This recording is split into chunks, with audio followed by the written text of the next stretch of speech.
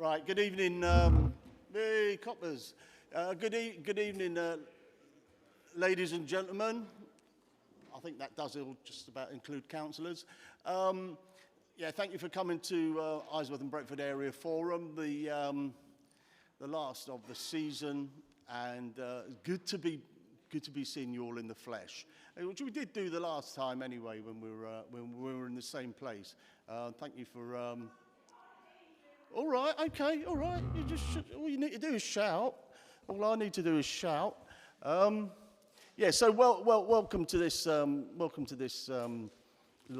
Isleworth and Brentford Area Forum. I'll start off with apologies. Any apologies for absence? Kay Duffy, Administrator. Councillor, we have apologies from Councillor Theo Dennison and Councillor Unsa Chowdhury. Okay, I spoke to Councillor Chowdhury tonight, and she's with people that were positive, and she's waiting for her PCR test. She and her other half. Okay, thank you. Do we have any declarations of interest from anybody on any items of this? Councillor Eason. Yeah, the Thames Water item, I'm not sure what they're covering, but I live within a short distance of Mogden, and I own my property there. So if that's anything about Mogden, I have an interest because of my property. Thank you. All right. I mean, I live a little bit away from Mogden, but I'll declare an interest that my nose does smell it from time to time. All right. Thank you. Right. Well, let's kick off. Welcome, welcome, Sergeant Jim Pope, and new boy on the block, Aaron Holbert. That is Aaron, isn't it? No, this is PC Dan Tops. It's these beards. It's these beards that the new coppers wear. PC Dan Fox. Tubbs. Yes. And where do you work? Brentford. You're out of Brentford. Okay. All right. Good to see you. Now, this is a regular item on the agenda, policing, and I expect our councillors have all read the report, so we don't really need to. You don't really need to present as you did last time, and as you didn't do last time, and so we'll have a little bit more time to perhaps people will ask you questions. And also, whilst we're here, we've also got Mr. Elliot Brooks, who's Director of Communities here at London Borough of Hounslow, and his brief includes community safety, and we have Pamjit Chadha, and then we've got Vicky Button somewhere over there. And who's this lady? I can't read that far. Roxana. Fazana. Sorry, Fazana. Okay. And you work on the Ivory Bridge, don't you? Okay, good. Right. So can we kick off? Any questions from councillors to our police? And you're going to do a presentation, aren't you? Should we have the questions from the police first, and then what do you think would work best, Elliot? I suppose we could do our presentation and then take questions as a whole. Okay, let's do that. Are you all right with that, gentlemen? Yeah, I'm off. Okay, excellent. Would you like to do your presentation then, team? Thank you, Chair. Okay. And good evening, everyone. Sorry, just to say, there's a screen over there for members of the audience. I think the one behind us is for other attendees here. Thank you, Elliot. Sorry, ma'am. No problem. Well, first of all, thanks for the invitation tonight, Chair. We were actually about to ask if we could come along to the area forum when we got the invitation, so it was perfect timing, really.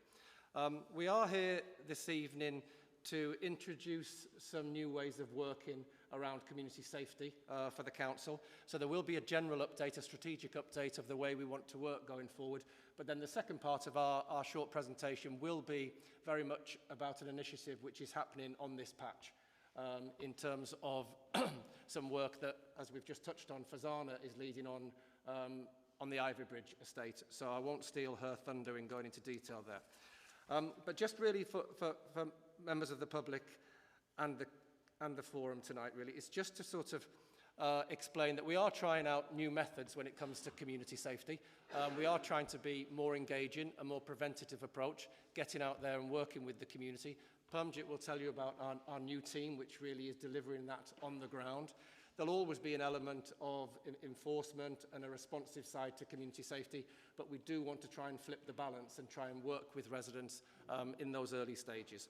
So I'll hand over to Permjit now, who is the Community Safety Manager at the Council, to take us through some of the strategic elements of what we're doing. Thanks. Thank you, Elliot. Hello, everyone. So my name's Permjit Chadha. I'm Head of Community Safety at the Council. I'm going to talk through So in March 2020, Borough Council agreed the borough's new Safer Community Strategy with the overarching aim of working with our communities to keep Hounslow a low-crime borough and a safe place to live, work, study and visit. So Hounslow is a low-crime borough. We have lower than the London average in terms of crime levels. However, we can't be complacent because we know there's parts of the borough which do experience high levels of crime. And we know that some sections of our communities experience crime disproportionately as well. And the fear of crime has an adverse effect in a negative way on some of our communities as well. So with that in mind and the data on crime and our conversations with our partners, we developed 3 key priorities within the strategy. I'm not sure people can see that, but I'll read them out. So the first key priority is residents are less affected by serious crimes. So parts of the borough are experiencing serious crime. So there's initiatives that we've already got in place that we're going to work towards reducing serious violence. So one of them is the West Area BCU's Violence Suppression Unit. So they're deployed to areas in the borough where there's high levels of violence. We also have what is called an integrated offender management scheme, which looks at reducing reoffending, and their new focus is reducing violent crime. The second priority is young people and adults exposed to and exploited to commit crimes receive help. So a lot of our serious crimes involve children, young people and adults who are exploited into committing quite serious crimes. And we are looking to work with them in a preventative way. So we want to try and get early help to them and try and help them move away from serious crimes. This priority also includes working directly with victims of domestic and sexual violence. I'm going to talk a bit about that a bit later on. And the final priority is residents work together to keep Hounslow safe. So this is a really exciting part of the strategy. This is about us working with our communities, working with our residents, working with our ward councillors, working with our businesses to understand crime issues in their neighbourhoods, and for us to deliver coordinated activities to reduce those crime issues in those areas. So this is a partnership strategy, so we work very closely with our partners. So we've got police colleagues here today, we work closely with the probation service, we work very closely with schools, education, and we have a concerted effort to work with our third sector organisations. But the community safety team plays a fundamental role in delivering the strategy. So the team is made up of 3 areas, and the first is the domestic and sexual violence team. So they deliver life-saving services to victims of domestic violence and sexual violence and their children. They do that through face-to-face advocacy group work as well.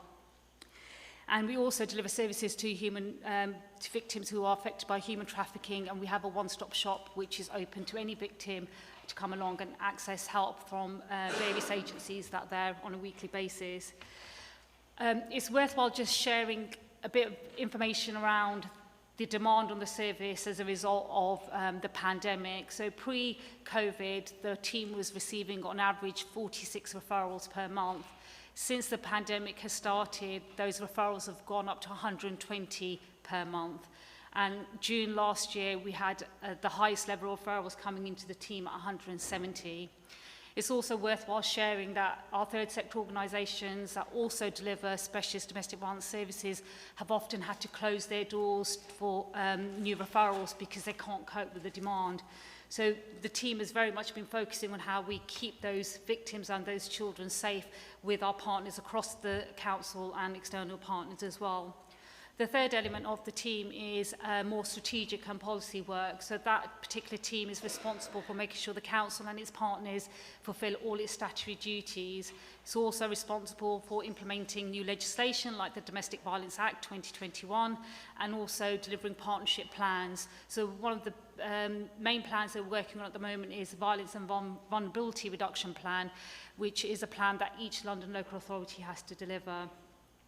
And then the final element of the community safety team is a new team. And when we went to Borough Council in March 2020 to get the approval of the strategy, additional resources were also approved. And this was to deliver a key element of the strategy, which is a place-based approach to crime issues. So this is a new team. We've still got one member of the team to join, and she joins in a couple of weeks, and it was first set up in September. So the team is made up of a manager and 5 officers. So Vicky Button, who's sitting behind me, is the manager, and there's 4 officers that cover the whole of the borough. And Ashita, who's also sat behind me, covers Isleworth and Brentford. And we also have a dedicated officer, Fazan, who's going to talk about the Ivy Bridge pilot in a minute. The work that this team is going to be focusing on is out in the borough, working with our communities, understanding what crime issues are, and working in a way where we're co-designing and co-delivering those crime reduction initiatives. We really want to be talking to our residents. We really want to understand the experiences of what's happening on the ground, and then applying a coordinated approach to those issues in those particular neighbourhoods. So Fazan is going to be talking about a pilot that has been running on the Ivy Bridge estate since September last year. So it's a fairly new pilot. And we picked this particular area because over the years it's had high levels of violence, and we've done what we've traditionally have done, gone in with lots of enforcement, and crime levels have reduced. But soon after, a few months later, crime levels increase.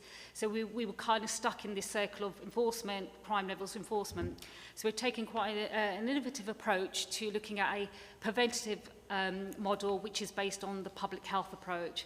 This means that we are looking at the drivers of crime on the Ivy Bridge estate, and looking at who our vulnerable residents are, so that's children, young people and adults, and trying to get support to them at an earlier stage before they get really entrenched in criminality.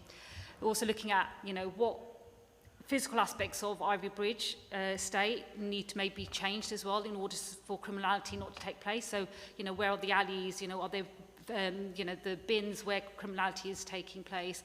And then the last part of a public health approach is working very closely with our communities. And once again, we want to be working closely with them to hear what the issues are, and them being part of the solution. And when you put that public health approach in place, you create strong, cohesive communities, and violence and criminality is less likely to take place. So I'm going to pass you over to Fazana, who's going to talk about some of the amazing work that she's already started on the Ivy Bridge estate. All right, thank you, Parmjit. Thank you, Fazana. You're able to do it in a couple of minutes or 3 minutes, something like that, so we can keep to the agenda and have time for the police and for questions from everyone. I appreciate you coming. Thank you. No problem. So as Parmjit's mentioned, I've been on the Ivy Bridge since about September. From January, I have pretty much been almost on a daily basis in the weekdays in the Bridgelink Centre. I think there's been a lot of work gone in before I've joined. So, we've had a steering group, a multi-agency steering group in place, and it's looking at stakeholders and partners that exist in the community and through local authority services. And it's been helpful to kind of build that foundation, or build upon the foundation rather. So we want to try and understand residents' perspective in the best possible way, particularly on crime issues. We want to identify need from the perspective of the resident. I mean, we've got our perspective, but we need to hear it from the perspective of the residents as well. Ultimately, we want to help remove barriers. I mean, I've been there for a short while, but there's a key sense of certain communities feeling really unheard on the Ivy Bridge. And I think, this project is going to help amplify their voices a little bit more. Community engagement and feedback is one of our first priorities. We want to bring communities together, and we also want to reduce crime. So the next slide is just going to be like a whistle-stop tour on some of the activities that are taking place. So I will talk about where we started, where we are now, and what's next. So for community engagement and feedback, we were compiling a survey to look at things from the residents' perspective. We consulted with residents on the questions to make sure that they were, capturing things from their point of view. We were drafting a web page, leaflets, newsletters, things that will allow us to communicate. And we were thinking about a civic pride campaign to celebrate some success stories from the Ivy Bridge as well. So we are now at the point where survey questions have been uploaded onto an app, so we can, monitor when it goes live. The comms team are drafting the leaflet, and we've got some residents who've already kind of signed up to help with the promotion of all of this. We are looking forward to launching the survey and working with residents on distribution so that it kind of can reach all the residents, even if there's some barriers, we're happy to translate or kind of help communicate with them in whatever way that we can. So with bringing communities together, I did some work with community engagement on local conversations with to hear voices of Ivy Bridge. And then I was looking at something called the New Authority, which is looking at a slightly different way of building community resilience to kind of build relationships in a way that changes presence, so that the community is using the outside space and it's not just sort of left to people who might be doing antisocial behavior, etc. We want to have events that are going to celebrate and reflect Ivy Bridge's rich and diverse culture. We also met with a project in a community-based project in Antwerp that has already used some of the principles based on the New Authority. And we're really hoping that we can bring those principles over. And we're looking at, so next step for us is to kind of set dates for events and kind of bring this work together. In terms of reducing crime, we are using the Safer Communities visual assessment tool to look at, I think Parmjit talked about it quite a bit anyway, we're looking at locations, hotspots, etc. We're sharing insight with our police colleagues and thinking about, we wanted to think about media-based prevention tools aimed at children, and we're working with the residents to try and do that. Look, I appreciate that, and I know that you've probably got a lot more. You've got probably a lot more in your arsenal there, if you like. And I do see representatives from the Ivy Bridge here, and people who are involved and work here. Can I? You're prepared for questions, yeah? And if I. Any questions on this, but also on policing, throw them in. Can I ask the Isleworth ward councillors first if they've got any questions? Councillor Smart. Councillor Sampson. Thank you, Chair. Just to say that I've had a few meetings now. We've had the estate walkabout on Ivy Bridge, and I share the vision of the community safety team on, I hope that Ivy Bridge is a pilot for this, because, and I've read the book, I purchased the book and read the book of a completely new direction, because historically it's always been the same: enforcement, don't do this, enforcement, don't do this, and within no time at all we're back to that level again. But I think we've got a new vision, and I absolutely believe that we could achieve that. So I'm 1,000,000% behind you, and so are my ward councillors. Who else we got? Oh, Councillor Saeed. We've emailed, and unfortunately I've been out of the country for a while, so hopefully this month we'll get to meet. Just a couple of things really. What are some of the main things that you're hearing from your residents? And could you, I know you haven't got much time, but what are some of the success stories that you were talking about? Thank you. From the residents' perspective, I've got to be honest, there's a lot of maintenance stuff that's coming up, so, but apart from that, I think what I'm getting is that it's a really strong community. In principle, there are some, amazing people out there. They're really working together. They're looking after their families. They're doing everything that they can. But I think what has been noticed over the last few years with Ivy Bridge is maybe they just feel safe as soon as they go in. I spoke to the school most recently, and they explained to us that there's no point in doing something in the evening in Ivy Bridge with parents, because they just won't attend. They'll attend during the daytime, but they won't attend in the evening. And I think that's quite interesting, because we've got to really understand that maybe people just think, when it's dark, I don't go out. And I think the new authority approach is actually about how to increase that community presence, how to make it safer for them. And, you know, it gets dark at 4 o'clock in December. So if they're in from dark, that's a long time to be in, you know. So I'm sensing that there's this just, you know, a little bit of maybe bridging that gap to help them feel that confidence, maybe. And the other things I think is that there are some cultural divide issues. So I think that's something that needs to really be explored so that we can help bridge that gap as well. Thank you. Councillor Shaheen, you going to pipe up? I am going to pipe up, but are you allowing questions for the police as well at the same time?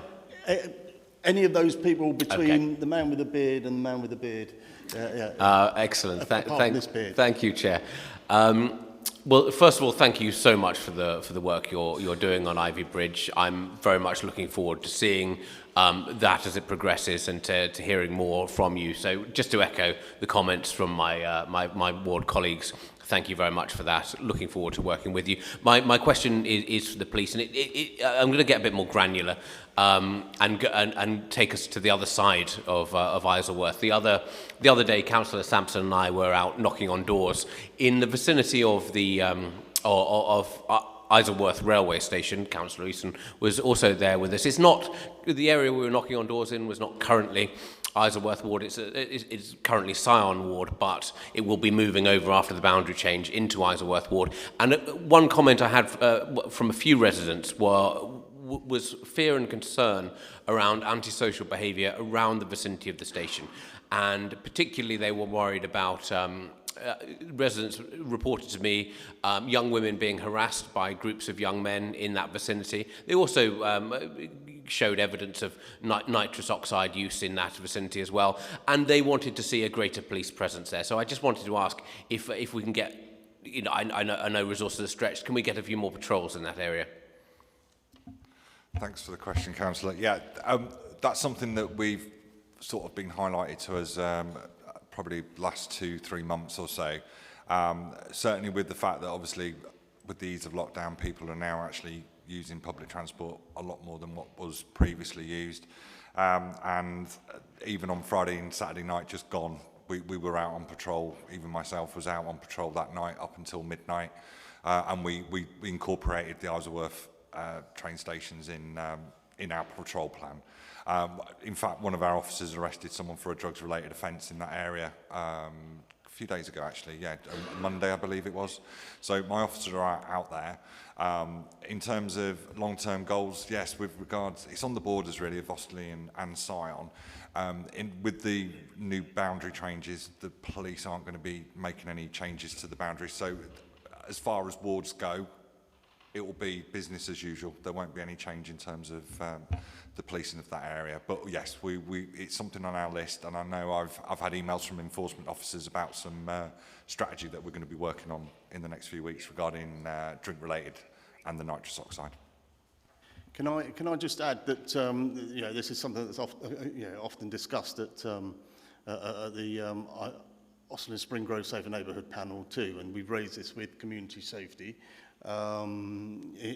Separate from that, because platform 1 is in the greatest ward in the borough, in Osterley and Spring Grove ward, and we've and it's not just around the station, but you know we're on the cusp of 4 wards there, but we've also got the street drinking that takes place across the road on London Road and Avenue Road, and that's been raised with the police teams and with community safety team. Recently and well continuously, and I'm sure we've got members of the audience that might pipe up later on. Councillor Mel Collins. Thank you, Chair. A comment and then 2 quick questions to our police. The comment was, this is the second time I've actually had the pleasure of hearing this presentation, and I can't wait for the pilot to end and it to be rolled out to the other 3 wards in this area forum. So congratulations on the work that you're doing, and hopefully the work that will be done going forward. On the Brentford Police Ward report, a lot of store has been placed on Leighton Road and the surrounding areas. Us three as ward councillors have banged our heads almost on the brick wall of the steps going up over to the footbridge. Can I ask if we can have the police's support in our never-ending fight to get lights across the footbridge? It shouldn't be difficult. There are ways in which that can happen, and if we had your support, I'm sure that would add some weight. The one message that's not on here is the rise of the spate of burglaries on Chalice, Eastbourne and Whitestyle Road, and I wonder very briefly through the chair if you have any updates at all as to how you're tackling that. Thank you, Mel. Gentlemen? Yeah, not a problem. Sorry, that's really loud. Yeah, in relation to the councillor's questions with the Leighton Road Bridge, I'll answer that one first. Myself and Councillor Lambert met with some of the residents a few weeks ago. It was raised then by them. My understanding is still that National Rail object to it based upon the fact that any lighting up there would cause a glare. We discussed ways that obviously you could not have a glare by having them at foot level, so you could go over. As far as I'm concerned, if it was my opinion, which obviously if you need the police to come forward on that, I would not have a problem in saying that too. As anybody crossing that bridge at night, it is pitch black. That whole area is not only from the Brook Road South side, but the little area in front, I think, could really do with a bit of lighting anyway. So certainly would do with that. Regarding the second point in the spate of burglaries around the areas mentioned, to hand, I don't have that information. We do have our war panel in the next week, the week after. So we can certainly, if I speak to yourself, and we can get that information over, and we can answer that question at the war panel meeting, if that's okay. All right, thank you, PC Tubbs. Anybody else? Councillor Eason. Yeah, couple of questions. First one to probably Sergeant Cope. Staffing on the 7 neighbourhood teams and churn. From the look of the reports, it looks as though you're at full establishment. But is there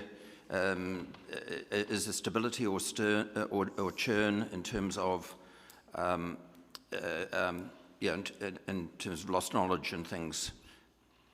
Yeah, in terms of, I'm actually out of the 3 wards that I manage, which is Osterley, Brentford and Sion. I'm actually very fortunate to have full strength in terms of, I've got 3 PCs and 1 PCSO for Osterley, Brentford up to 3 PCs and Angela, my PCSO, and then Sion likewise 3 PCs and a PCSO.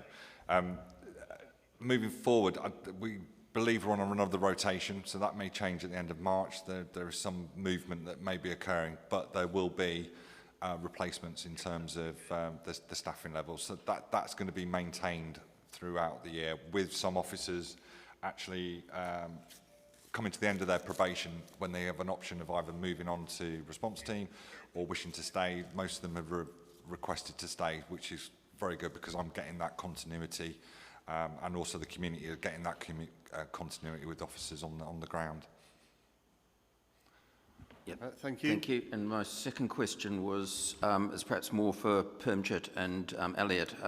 I'm an active member of the LGBT community across London, and there's been a significant issue about loss of trust and confidence in the Met Police. Particularly arising from the inquests into the murder victims in Barking and Dagenham, the Stephen Port murder victims. What is happening in the borough and in the West area in terms of connecting with the LGBT community? I know that there is a model across London of LGBT advisors and LGBT reference groups in some places. I do not know and do not have visibility of any of that happening in the West area. And I also know that historically one of the other boroughs in the West area had a bad rep with our community. Chair, I'll start and then perhaps hand over to Permjit and maybe the police want to chip in. It is something that is on it is on the radar of ourselves and the police, and I'll give an example, Councillor Easton.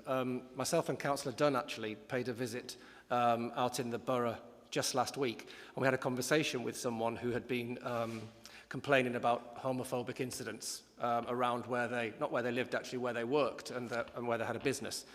And the police came with us, and we did have a broad discussion about it, and I'll come back to it, but it not being a problem in the area because of the recorded incidents of homophobic abuse.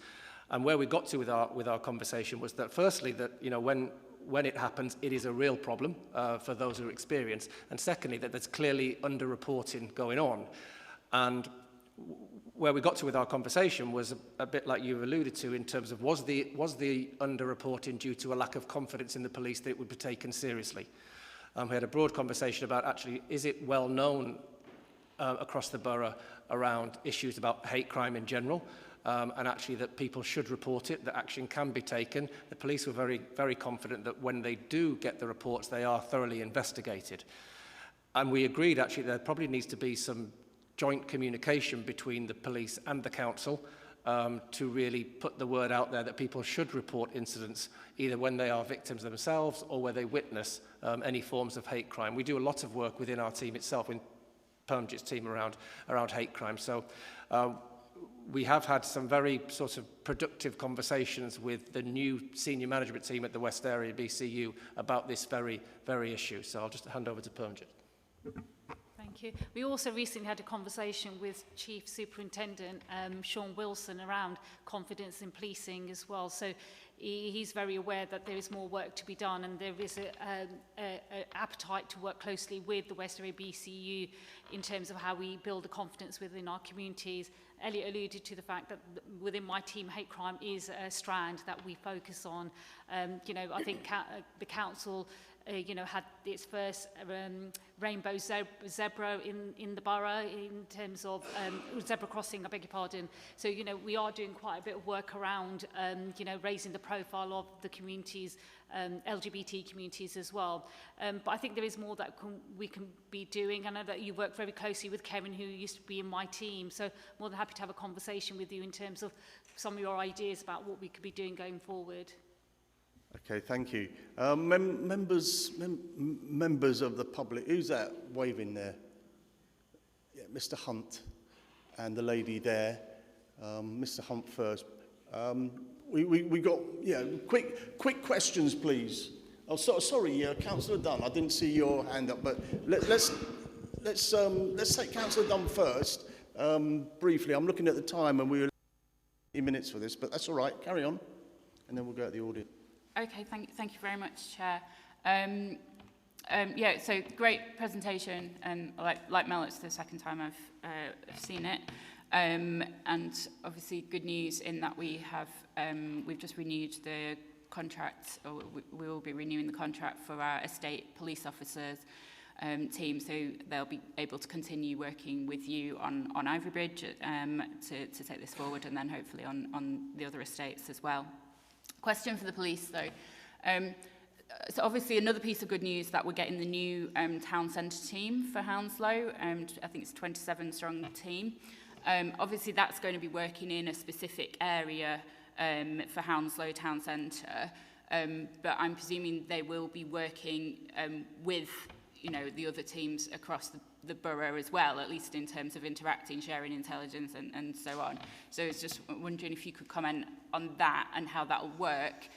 There may be some fear that, if we step up work in the town centre, that will displace crime elsewhere. So perhaps if you could comment on that as well.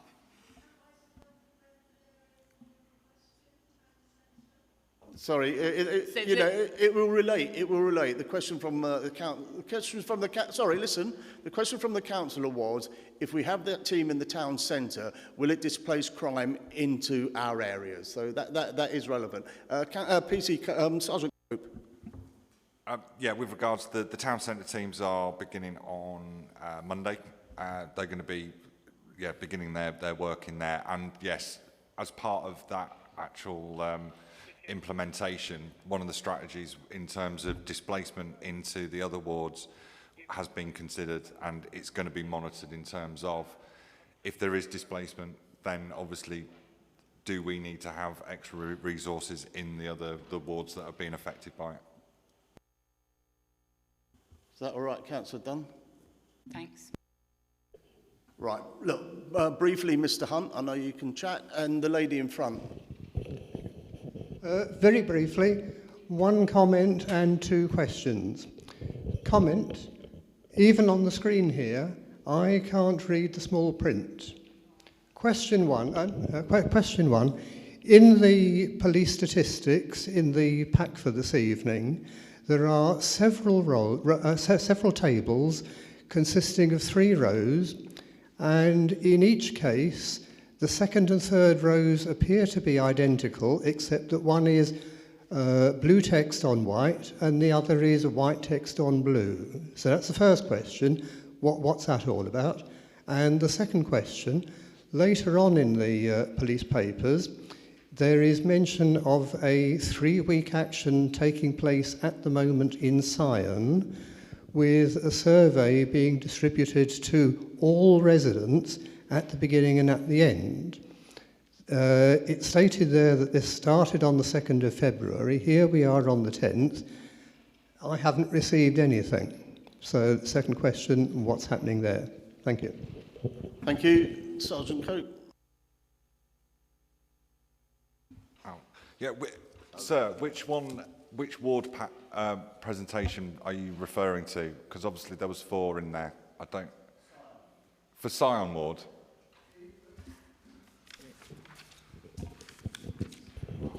With the statistics, I think that was particularly Springrove and Osterley. Right. There are quite a few tables, but there were several consisting of 3 rows. We've got it. Yeah. Gentlemen. I know which one.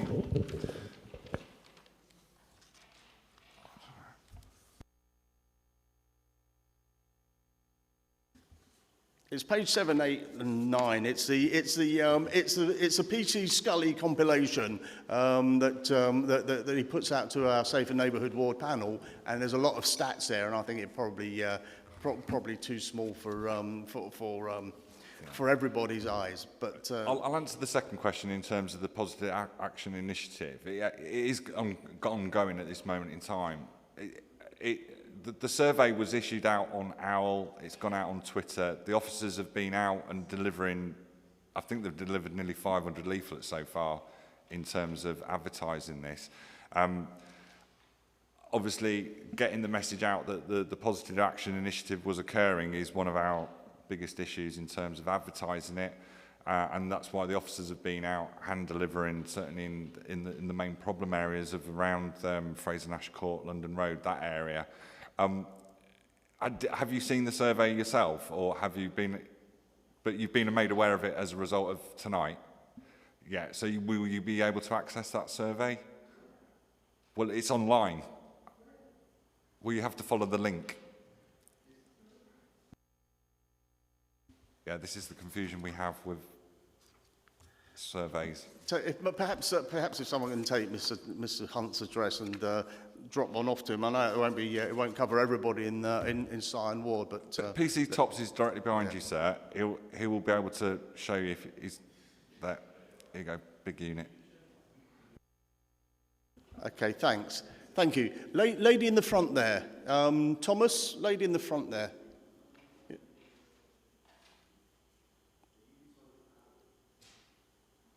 Thank you, mate.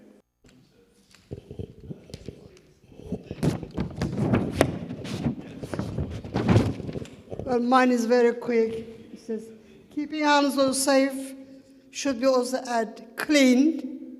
If there's no clean, it's not safe, and together. Do you agree with me on that? Sorry, can you say it slowly and don't shout, and speak closely. It says, keeping households safe and together on this heading. I think it should be keeping households safe, clean, and together. Okay, noted. Okay. Well, you know, if it is clean, then safe.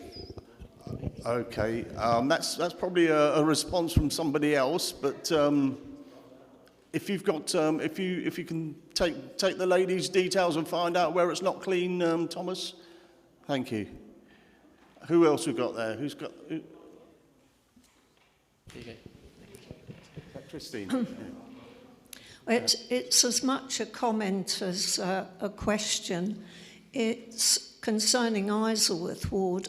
It's great to hear how much is going on in Ivybridge, but there is one small corner of a whole ward, and my recollection is at the ward police panel that there were quite a lot of other issue areas like Silverhall Park, drug dealing, South Street, antisocial behaviour on the riverfront. I would like to see in future IBAF reports a little bit of an indication that it's not just one small corner that's getting the attention, please. Okay, thank you. Elliot. Just very quickly, Chair, as a response.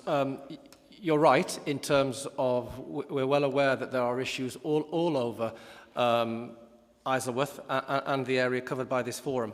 We are concentrating at the moment on the Ivy Bridge for this pilot because we thought it was a really good place to trial the approaches. However, Permjit was explaining we do have a team of Safer Neighbourhoods officers who do have a patch in that all of the borough will be covered by one of the officers. So we will be going to the Safer Neighbourhoods panel meetings.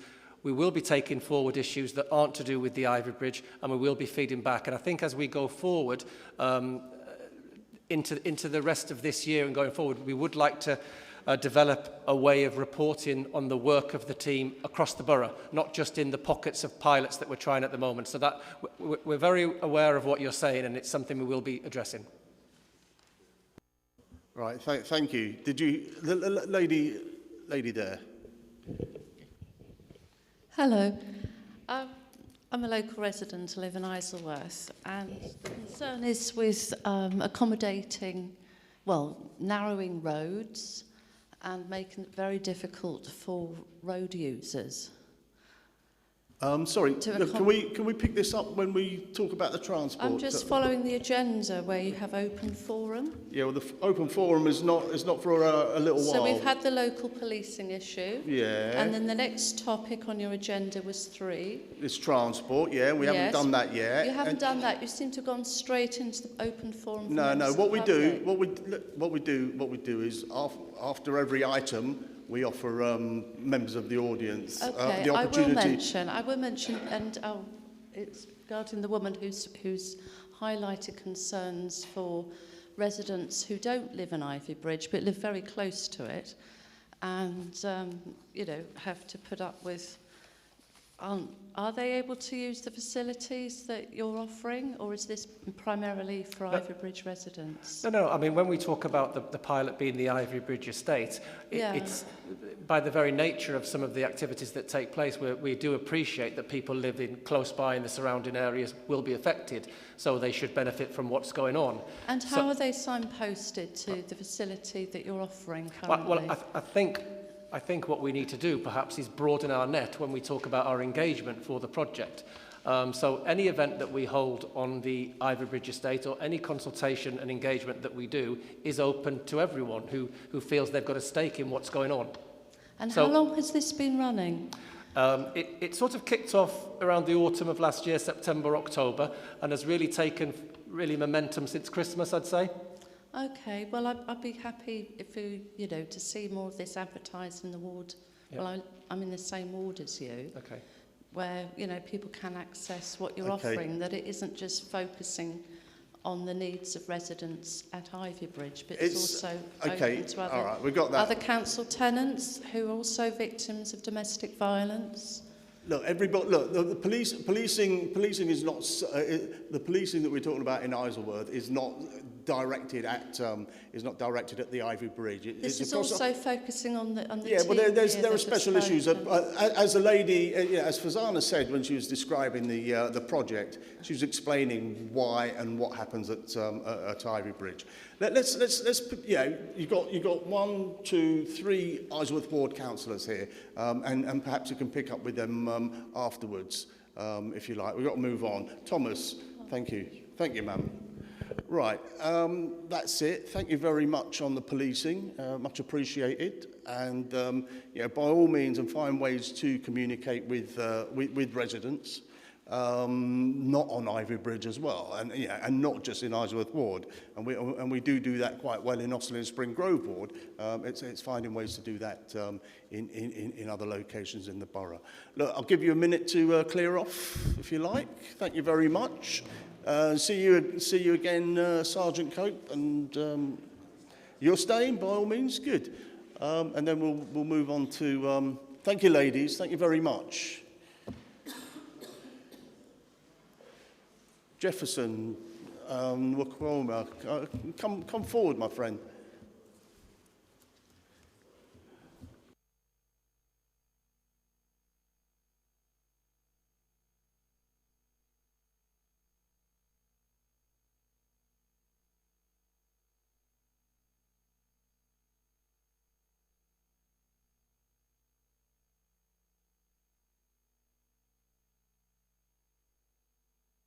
Do you want to do your chatting outside, if you like? Fazana, Rob, thank you.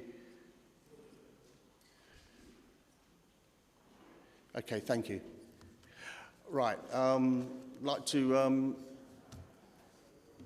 introduce Jefferson Mukioma, who's Assistant Director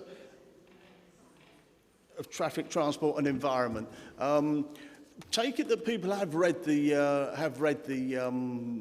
document, but if you give us a couple of minutes, Jefferson, on Cycleway 9, the aspects of it, and then we'll go into questions, because I think people are quite familiar with it, having read it, and they'll pick up from the questions at the back there. Thanks.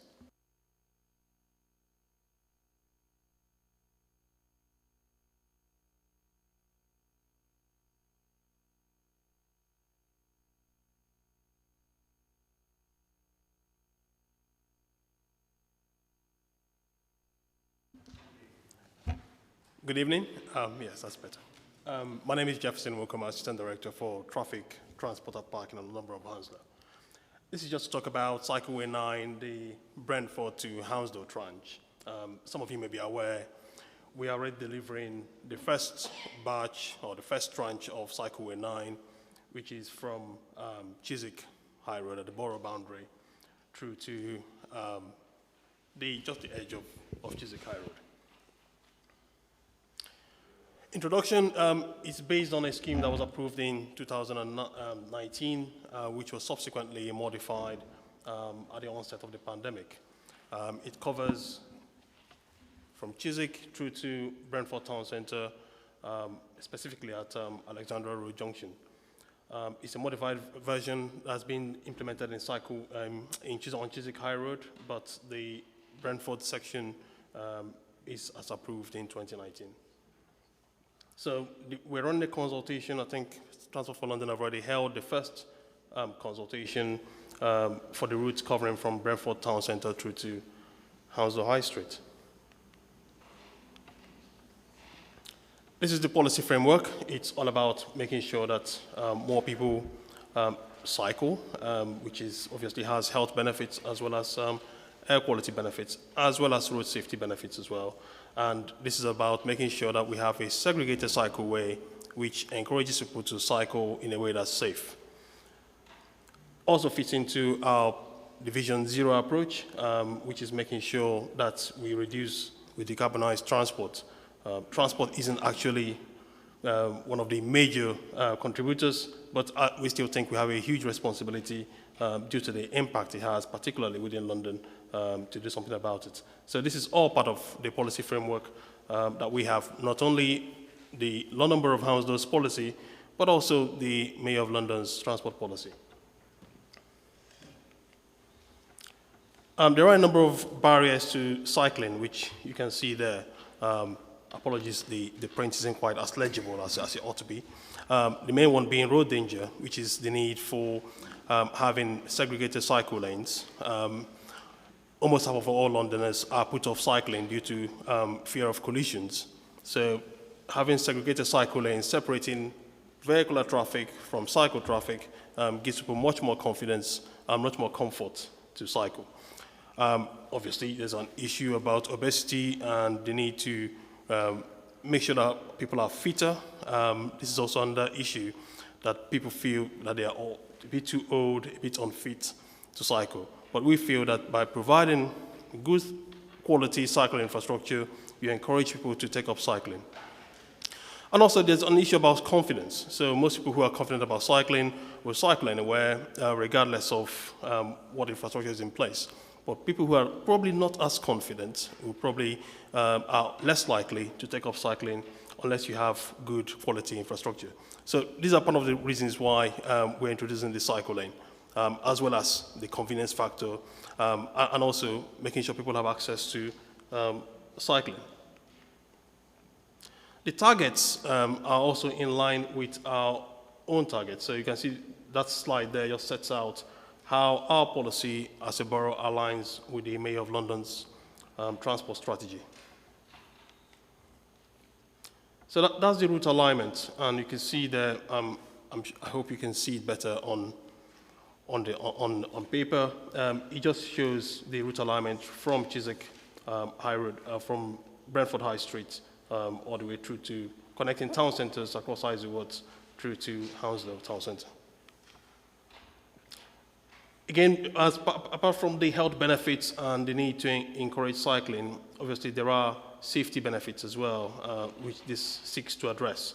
And that is looking at some of the key collision hotspots and making sure that we can reduce some of those figures you can see there. Those are the design principles. I'm sure most of you can look at that. I'm sure there will be questions about that later. One of the slightly more contentious elements about this design is around the need for bus stop bypasses. It shouldn't only be contentious because the safety benefit is very clear. You remove the collision or the conflict between cyclists and motorists. That's exactly what the bypasses are supposed to do. As the name suggests, it takes you away from cyclists away from bus stops. And this just sets out the local sections all the way through. And these are probably what most residents, I'm sure, are interested in, which is the consultation timeframes. As you can see there, we had a consultation earlier this year, and there should be another one during the first half of 2023. Thank you. Excellent, thank you very much. Those of you who could see, but yeah, there are plenty of agendas out there with a lot of diagrams in there. Questions from councillors. Councillor Mel Collins. Yep. Thank you, Chair, and I'll be brief as I can. The first question is when this Highway 9 comes off of Brentford High Street and goes through Waterman's Park, where it's chosen to go is going to be very dark and shadowy. So can I be assured, on behalf of my constituents, that this will be adequately lit, should I say, taking into account that Lots 8 is not that far away, just across the arm of the Thames. So we need to take account of all of the ecology and special wildlife that's in that area. The second point I'd like to raise, and I'm sick of raising it, and I'm sorry to put it in that term, is the question of island crossings. We're just not taking proper cognizance of putting the little crossing signs, like the little zebras, with adequate lighting on them. And I would very much welcome a survey carried out to make sure that full cognizance on behalf of the elderly, people with prams and people like myself who have a noticeable disability are actually adequately catered for? Thank you. All right. Should we just take the questions from councillors, and then you can I hope you made notes there, Jefferson. Councillor Shaheen. Well, thank you very much, Jefferson, for that presentation. I'm hugely enthusiastic behind these cycling proposals. Indeed, the rollout of ease of cycling across the borough has even encouraged me to get a bike, and I'm not very steady on the road in London on a bike. But the reason I think we should get behind these in broad principle is for environmental concerns. But I do have an environmental concern and a question that I want to raise over this, and that's how many mature trees are we losing? Because I can see there are quite a few crossed out on these proposals, and my constituent Grace, I can see you over there, has raised this on social media as well about the number of trees we could be losing. And is there any way we can mitigate this? Any more questions from over there? Councillor Darnley Said, and then Councillor Eason. Good evening, Jefferson. We had a lot of interaction last year, and I think, as everybody's aware, the C9 in Chiswick has and is still causing a lot of upset. It led to a call-in, and then for scrutiny, asking for the decision to go back to Cabinet. What are you doing this time that's different in order to prevent all of that? And all the suggestions and emails and thousands of emails that you received from the residents in Chiswick. I'd just like to know what the response is in this consultation. And are you going to be addressing those concerns adequately? Okay, Councillor Eason. Yeah, similar area. I see the consultation ends on next Wednesday, the 16th. Can you advise when that started and whether it has actually been long enough to properly engage residents who will be affected by this? I'm kind of fearing that it's a minimum length of time. And I'm certainly a bit surprised about it ending next week. It seems very soon. Okay. Anyone else? Right. I'd like to ask one. Many years ago, when I got elected, when I famously won that seat in Oxley and Spring Grove Ward, one of the questions I was being asked by residents, Jefferson, was when can we get a full controlled crossing at the junction of St John's Road and London Road? And officers at the time said it will come with Cycleway 9. Looking at the drawings here, it's not there. How are we going to ensure that we're going to get off Transport for London and whomever else a full crossing facility from across the three arms of London Road and St John's Road, my friend? You got all the questions there? You ready to answer them? All right, thank you. Thank you very much. I'll take the first one about lighting in Waterman's Park. Yes, we are aware of that, and that's part of the design that we are undertaking, both from a traffic point of view as well as the park development. So we will make sure that there is adequate lighting there. The second one about island crossings, I imagine you are referring to the bus bypasses. The bus bypasses have been designed by TfL in line with the Royal National Institute for the Blind. So they have been fully consulted and they played a part in that design. It is deemed to be sufficiently safe for disabled residents and people. So they have done a number of consultations with those organizations as part of the design development. But I appreciate if there are specific issues you want us to look into, we can, but we cannot guarantee that we can alter that particular design because it is now the design that's being rolled out across London, not just on this scheme.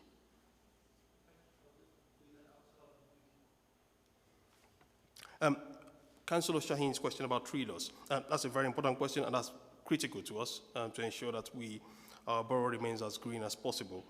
We have a standing policy of every time we fell a tree, we replace it with 10. We aim to replace it with 10. Sometimes that's not possible due to an extent, funding, and sometimes just due to within that locality, we might not be able to replace those 10 within that particular area, but we try to do that within the same vicinity, if possible. So we have a policy of fell 1, replace with 10. That's exactly what we're doing on Cllr Road as well. Do you want to come back on that now? I wouldn't mind, just because I'm aware of the policy and it is a good policy, but my question was on mature trees. How many mature trees are we losing? Because it's not like for like replacement, planting a sapling to replace a mature tree. We have not got to the detailed design point yet, so that is still unknown.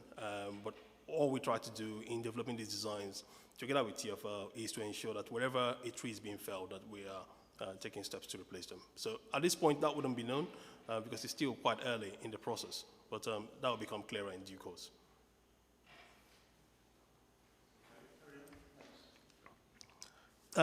Councillor Said's question is very important, and I completely understand why she asked the question. Yes, we have learned some lessons from the implementation of Cycleway 9 in Cllr Road, but I think that has to be viewed slightly differently for a number of reasons. But what we're doing this time is we are doing some engagement. We've done some engagement already together with TfL. There will be another engagement exercise next year. And we are doing locally, this is not just a TfL, it's a TfL-sponsored project, but it's not just about TfL. We locally also have to do our bit. So we are doing our best to engage in those consultations.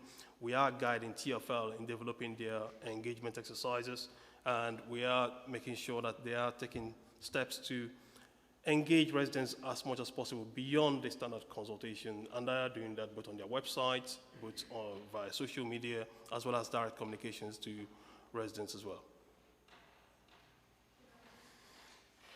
How much feedback have you received from the residents? You know, I mean, has it been, you know, is there a lot of response? You're talking about this one here? Yeah, which finishes next week, yeah. So far, my understanding is that residents have been fully engaged, and it has generated a lot of interest. Obviously, there will still be another one next year, and where I expect that to continue. But you can't give me a rough percentage? No, I can't. That's it. I can get back to you on that from TfL. Thank you, I'd like to know. Thank you. In terms of when did the consultation start, Councillor Easton's question, it started, if I'm not mistaken, in December, and it will be completed on the 26th, I believe. But this is only an initial consultation. There will be another consultation taking place as well next year. Okay. The crossing, your question. Sorry? Yeah, St. John's Road, mate. Your question, yes, obviously we're still at concept design stage. We'll look into that as part of the detailed design once we get to that point.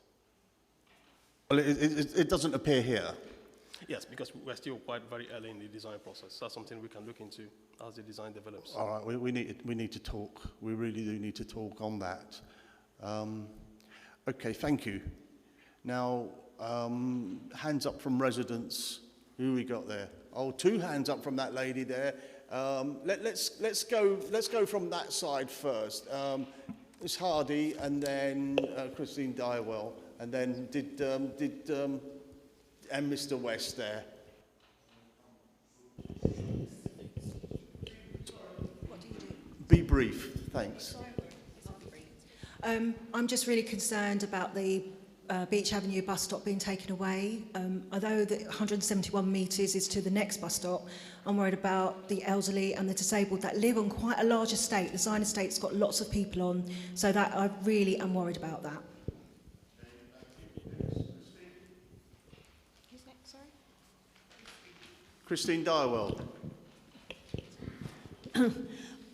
My concern is as a pedestrian, and I can see an awful lot in this where actually it'll put pedestrians in more danger.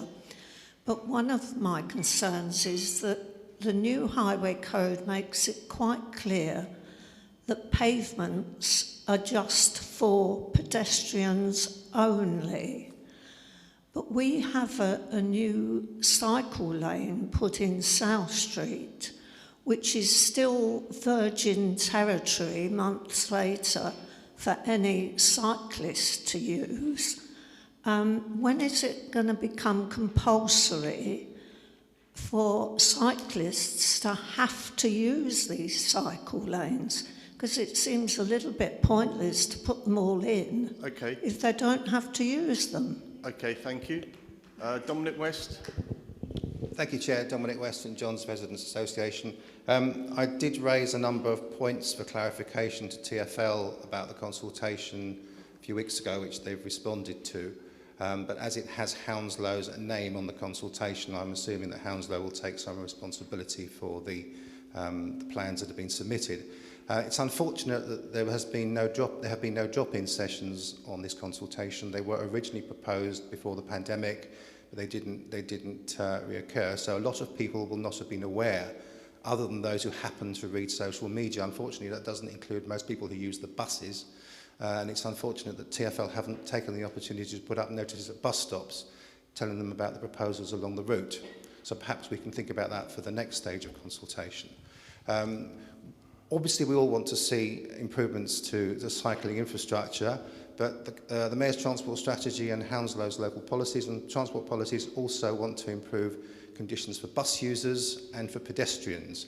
And it does seem to me that this consultation is weighed in one direction. And I would like to see a balanced approach taken. I don't want to see all the bus lanes removed and people who are having to rely on the bus to go to work having longer journey times. We're told that there'll be mitigating factors involved, but then we're told in the clarification that those mitigation factors aren't actually in yet because the roads are not set up to deal with increased technology. So that's something that I think we need to work on. So I think this is very much the start of the consultation. People have made lots of comments. There's much further to go. I hope that the council will not accept TfL's policy as, the be-all and end-all. It can't be changed. We have to engage with local communities. We have to take the views of the community into consideration. We have to have further meetings. We have to have plans that people can understand. We have to have drop-in sessions, and we have to have a proper go at the consultation, not just what's been proposed. Thank you. All right, thank you. Mr. Asif.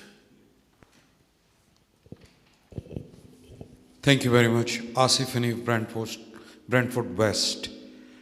How diverse is your Cycle C9 project? Have you ever thought about people using wheelchairs, people on a mobility devices, as this is a multi-culture, multi-diverse and multi-physics society? All right, your question, is that your question? Yeah, the question is that, right, is okay, that project include wheelchairs and mobility scooters? Okay, thank you. Thank you. Thank you. Do you want to take that side and then we'll move on to this side, please, Jefferson? Yes, thank you, Chair. Starting with the gentleman's questions about more awareness about consultations, I will take that point on board. That's something that we will work with TfL to do. And in fairness to TfL, they are pretty engaged with us and they're prepared to listen when we make suggestions to them. So that's something I'm happy to feedback to them. In terms of concerns about bus lane loss, that's important, but I think it has to be borne in mind that we have to, in designing these schemes, there has to be a balance struck between the need to ensure that there's bus reliability, but also ensure that we don't take away too much of the carriageway space, which also many residents and rotaries are also concerned about.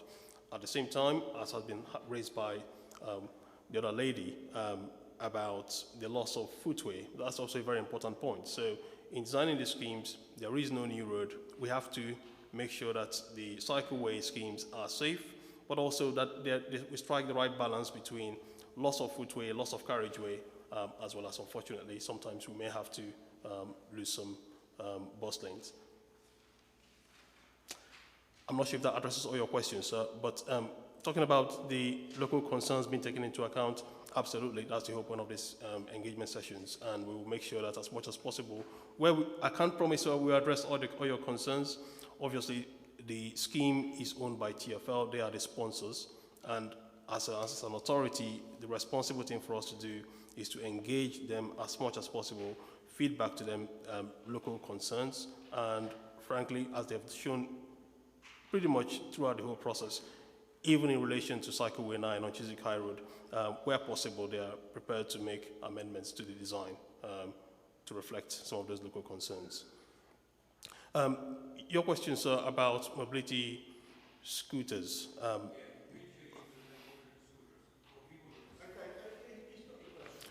So wheelchair users, the bus stop bypass enables wheelchair users to be able to access, be able to cross safely on the cycle lanes. In terms of whether wheelchair users can actually use the cycle lanes, that's not something that we have clarity on at this point. In terms of mobility scooters, we don't have, in terms of, if you're talking about e-scooters, just mobility scooters, no, we don't have any clarity on that at this point. I'm sure that will confirm, that will be clarified in due course. And on Beach Avenue bus stop? Yes. I've asked him to talk about the Beach Avenue bus stop. If we go backwards and forwards, we'll be here all night. Quickly, please. I'll take that away and come back to you, Councillor Louki, on that one. Okay, thank you. Is that all questions answered? And with regards to the cycling on pavements, perhaps we'll pick up on that again with the police at another time. But we need to, if you make a note of that, please, Kay, and we'll pass on to the police. Right. Let's see. Who wants? Sorry, hang on. Let me see. Let me stand up. Only a short ask. That lady there, the lady behind. Is it? What's your name? And then next to Grace, and then Grace, and then the lady in the front, and that's it. That's it, and then we'll let Jefferson answer because we've got quite a bit of. So it's questions, not speeches. Thank you. It's questions. There will be a question. But my question is, what research have you done regarding comparing, say, Mini Holland, which we're told is a good thing to sort of ape the Dutch system of encouraging cycling? Yeah. That is what's going on. We're sort of aping question. The Dutch. Yeah. My question is, what research has been done? I mean, there are a lot of cyclists that die in Holland. You know, they're hundreds of cyclists are killed, thousands are seriously injured. Sorry, ma'am, your question. My question is, if you would not interrupt me. No, we'll get on with it. We've got all night. Not be rude and not interrupt. Thank you. He's being very rude.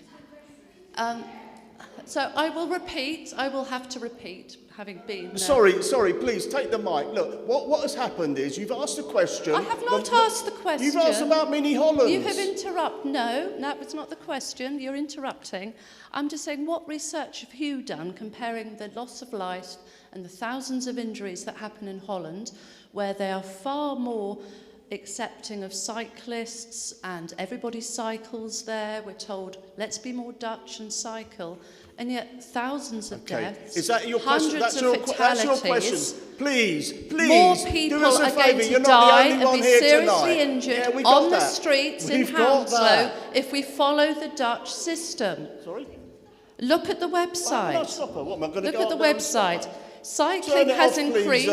Cycling has increased by 46% in London, and yet fatalities have also risen by 45%. There is a correlation of more people who cycle, more people are injured. Please, do us a favour. This is a meeting for everybody, not just for you. You've answered your question. Thank you very much. I will stick it up with someone's, yeah. Oh, you can stick up on mine.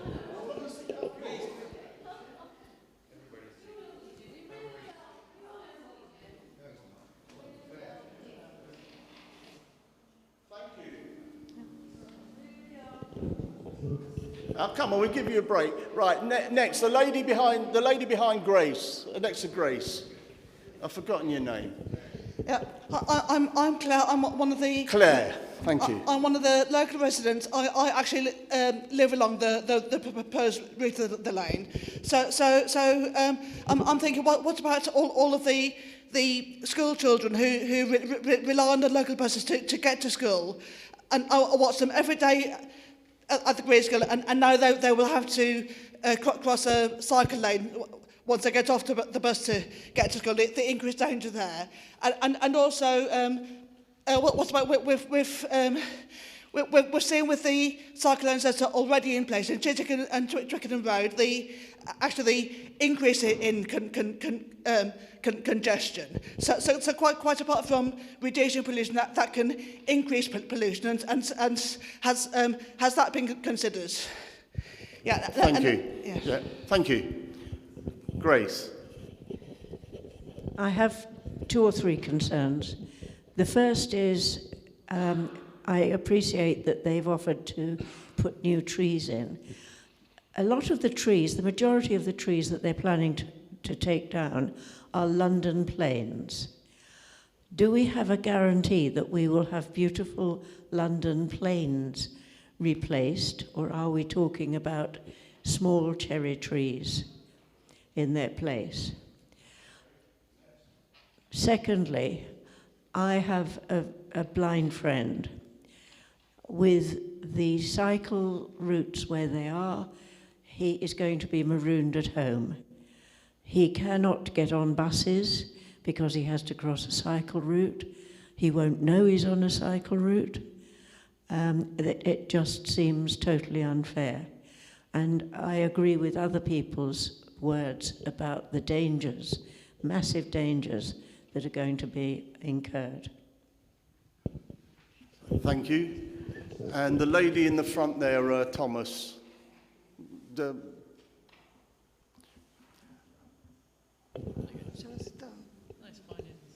Yes, hello again. Now, I live Boston Manor Road, 200 Boston Manor Road.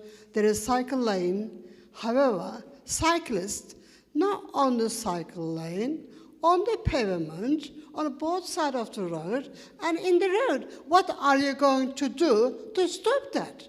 I mean, where do I have to walk? Middle of the road? Or on the pavement? Okay. And I just want to know where I can walk safely. Okay, ma'am. All right. Okay. Thank you. Jefferson, your responses, please. Thank you. Thank you. Some really good questions there. The first one, increasing pollution. Yes, we appreciate that. Obviously, whenever you lose carriage space, there will be some impact. But ultimately, this is about the long game. The intention is that you have good quality infrastructure, people make that switch over time, and therefore you end up with less vehicles on the carriageway. But I completely agree with you. It doesn't happen overnight. It takes time. Modal shift takes time. People aren't going to get rid of their cars tomorrow morning just because we have good infrastructure. But that's a start. That's a starting point. You have good infrastructure, people make that switch over time. And hopefully, in the end, we'll have fewer cars on the road and therefore less congestion. In terms of the question about London planes, I'm afraid I'm not an arborist. I can't really confirm what trees we're going to have as replacements, but all I can guarantee is that it will be very good quality trees, as we have done on every other scheme we've done so far, both on Bath Road as well as Chiswick High Road. Okay, sorry. Okay, no, carry on. The dangers of cycle routes. I'm not entirely clear what dangers there are, because every data we've seen so far, certainly in the borough, has shown that actually collisions and serious injuries have dropped as a result, particularly on Chiswick High Road. So I'm not aware of any dangers in relation to cycle lanes. I think we have to look at this, that if you don't even have to be an engineer to figure this out. It's simply that if you have people cycling on the carriageway without any segregation, you have much more interaction with vehicles. There's much more opportunities for conflict. You have segregation, people have their own lane, I appreciate it reduces carriageway space in some cases, but ultimately it has to be safer. Thank you. In terms of the current cycle lanes, perhaps there's opportunities for reminding and informing people on how to use them, but also how they can be managed and how they can be policed better. Look, thank you very much. I know this is often emotive, as we saw there. I'm glad you're not answering the questions on mini Hollands. So many things happen in Holland, we've got the consultation until the 16th. If people drop lines, respond afterwards, they'll be accepted. Any comments, or are you going to shut the door on that? Or if they come through councillors to you? I would recommend that people respond to the consultations, because at the moment, the feedback we receive will feed into the design process. So it's absolutely critical that we hear from people, hear people's views. Chair, if I may answer the lady's question about people cycling on the footway. I've responded to that just now. I said that we'll get some information out on how to properly use bike lanes, and maybe remind people of bike etiquette, perhaps along Boston Manor Road, Boston Road. Your question is what? Have you got the answer to the question?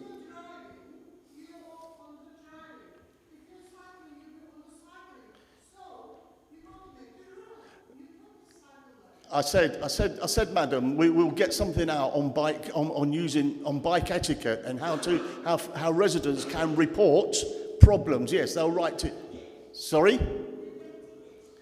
Give them tickets, yeah. We'll get Councillor Mel Collins standing out there sorting them out. But look, we'll do that. Particularly, I think the Boston cycle lane has been in for a couple of years now, and to some extent it works all right. Not everybody pays attention, or it's like people don't drive 30 miles an hour or 20 miles an hour. Look, thank you very much. We're going to run out of time soon, so thank you, Jefferson, and we'll move on to the next item, which is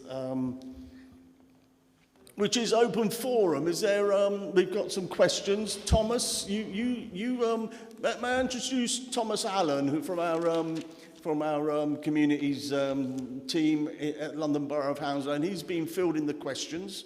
We've put some responses to questions. Printed versions out there. Is there anybody who's got any other questions or any brief follow-ups? Bear in mind that you might have asked these questions before, so if you can just be brief, and we'll get on with so we can get on with the meeting. Barbara Striak. Yes, so I asked a question in relation to the Tesco home-based public inquiry. I asked two very simple questions. The answers that have been given here don't answer either of the questions, and can I please ask for an answer to these questions by the end of tomorrow? Councillor Curran, can I ask you to maybe encourage and get somebody from the council to answer these questions? And the question is, on the 6th floor of Hounslow House, where the public inquiry, I assume, is due to be held, it's just only on the first day, on the 15th of March, what is the situation with ventilation, with opening windows? Because the alternative was to have it here in Brentford Free Church. And the second question was, how many members of the public will fit in that room compared to Brentford Free Church?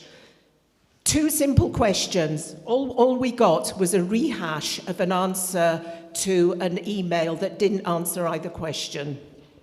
Thank you. Yep, thanks very much, Barbara. I can't guarantee you get it by tomorrow, but you will get it next week. Okay, best the man can do. He said he'll try. He can't guarantee, but you'll get one next week. Yeah. All right. Thank you. Next, anybody? Christine Dywell.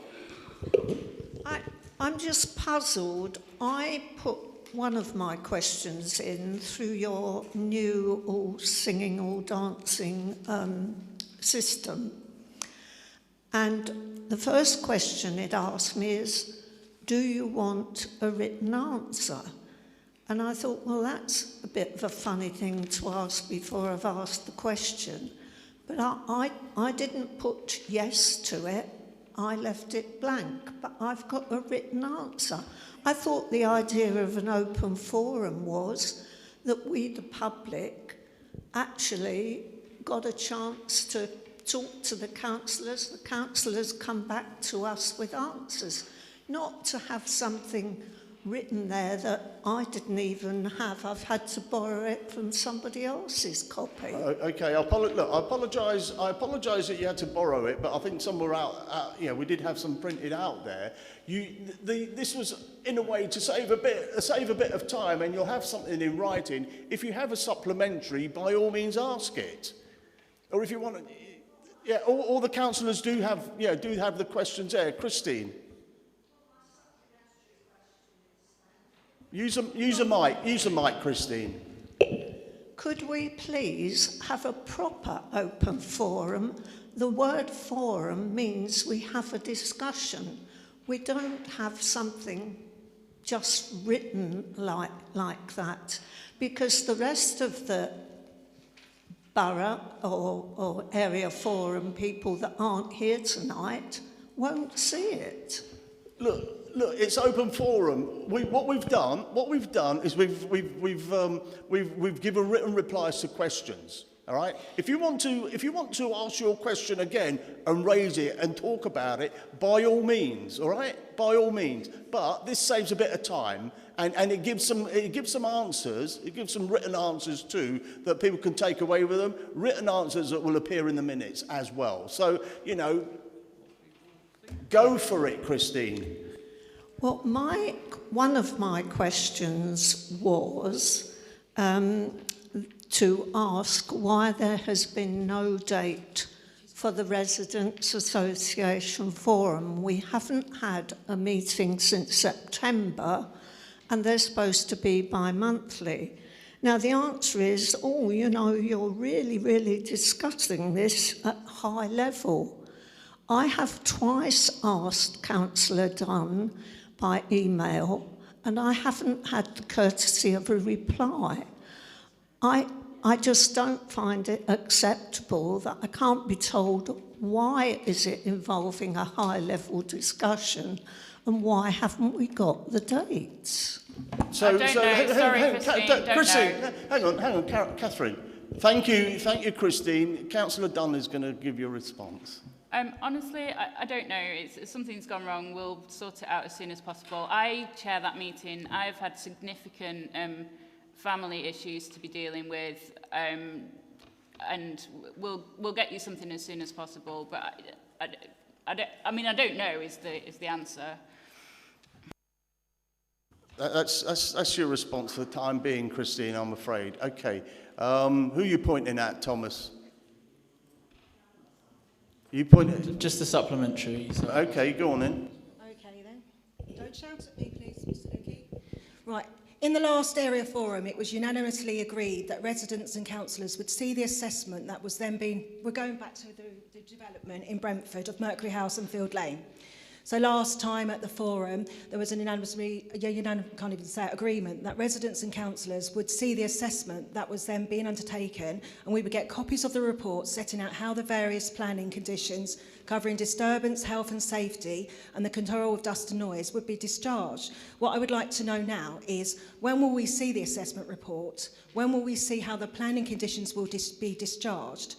When will this area forum have the opportunity to consider them, and when will the planning committee be allowed to consider whether the legal obligations they set the developer have been satisfied?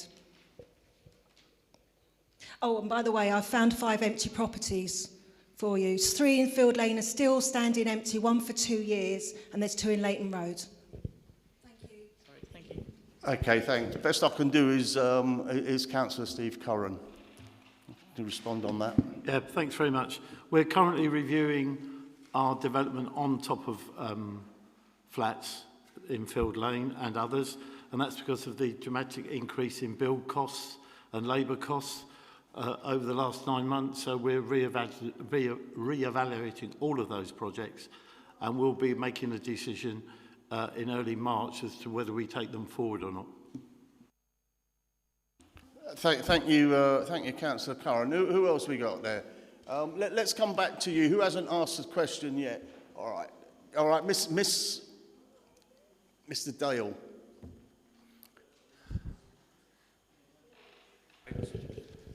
Okay. This one I sent in at 10 o'clock this morning. 8 o'clock this morning, but it's not on the list. But with large-scale redevelopment taking place in Brentford and proposed for the Tesco home-based site at Osterley, is it a good idea for a councillor overseeing such regeneration to accept outside hospitality from property developers involved here and elsewhere in the borough, even if correctly declared, with no evidence of wrongdoing and compliant with the council's code of conduct? Should such relationships be kept fairly formal, rather than extended to Lord's Cricket Ground, Twickenham Rugby Ground and such like, and their associated amenities? Okay, I do seem to recall we did have an answer to this question the last time. Not as long. It was not as long as a question. Anybody wishing to respond to that? Councillor Curran. As you say, there was a question at the last meeting which I didn't attend, but it was answered. I'm glad that Mr. Dow's acknowledged that there's no breach of the rules and that the code of conduct's been followed. I'm glad that he accepts that now. All councillors are obliged to do that, and I know that every councillor in Hounslow would want to do that. I think it's incumbent on me as leader of the council and lead member for planning and regeneration to promote the council wherever it can. That was done in 2010 under the stewardship of Jagdish Sharma, and we've had a very ambitious house building programme since then, and that continues today. I think you will see, looking at, and it's not just Brentford, it's in Feltham, it's in Chiswick, it's in Hounslow Town Centre. There's an enormous amount of development going on, and that's really important. I mean, we are a destination borough now. We've moved from a borough, I think, over 10 years ago where people just drove through or flew over to a borough where people want to live and work, and that's demonstrated by the amount of investment that we've attracted in the borough since 2010. So I think that's really important to recognise that.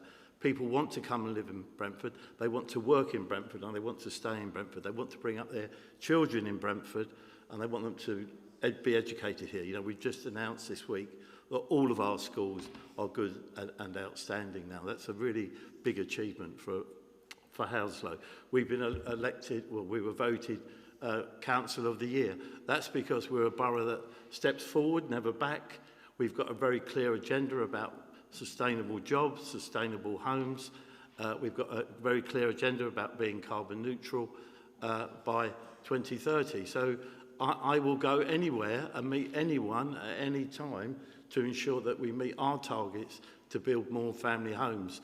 Last week in Feltham, I had the privilege of meeting 2 care leavers who've just moved into their first homes, their first flats, and a single mum with her child.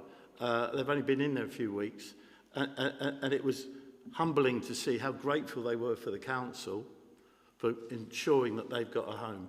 And the single mum said she cried when she got taken around that home. So I make no excuses about making sure, against stiff competition from other boroughs. There's another 32 boroughs in London, if you include City of London, who are all banging the drum to get multi-million pounds investment in their borough so that they're sustainable for the future and people want to stay and live and enjoy it. So I'm absolutely comfortable the way this council manages its affairs around planning and regeneration. Thank you. Okay. Look, finally, people who've had questions, can I just rest it there now? Because we've got 55 minutes. Who are you pointing at, Thomas? Is that Claire who had a question earlier on? Grace, go on, quickly, Grace, you're the last one. All right, full of grace. Can I just add into the plans for the bicycles? Undoubtedly, at some stage, we will find that scooters are legalised, one way or another. Can we make sure that those are included in the plans? We'll see. We'll see about the scooters. At the moment, they're not legal, and our coppers are taking them away when they're inclined to. But we'll watch that one. Right, look, thank you for the open forum. I know I didn't want to curtail everyone, but I think most people who wanted to ask something tonight did get an opportunity. Can we move on? We've got our friends from Thames Water here. Where are you? Do you want to come and take up her? Jefferson, may I ask you to remove yourself to one of the to the back row, but don't get fresh with anyone. Gentleman from Thames Water, or you can sit next to Mr. Brooks here if you like.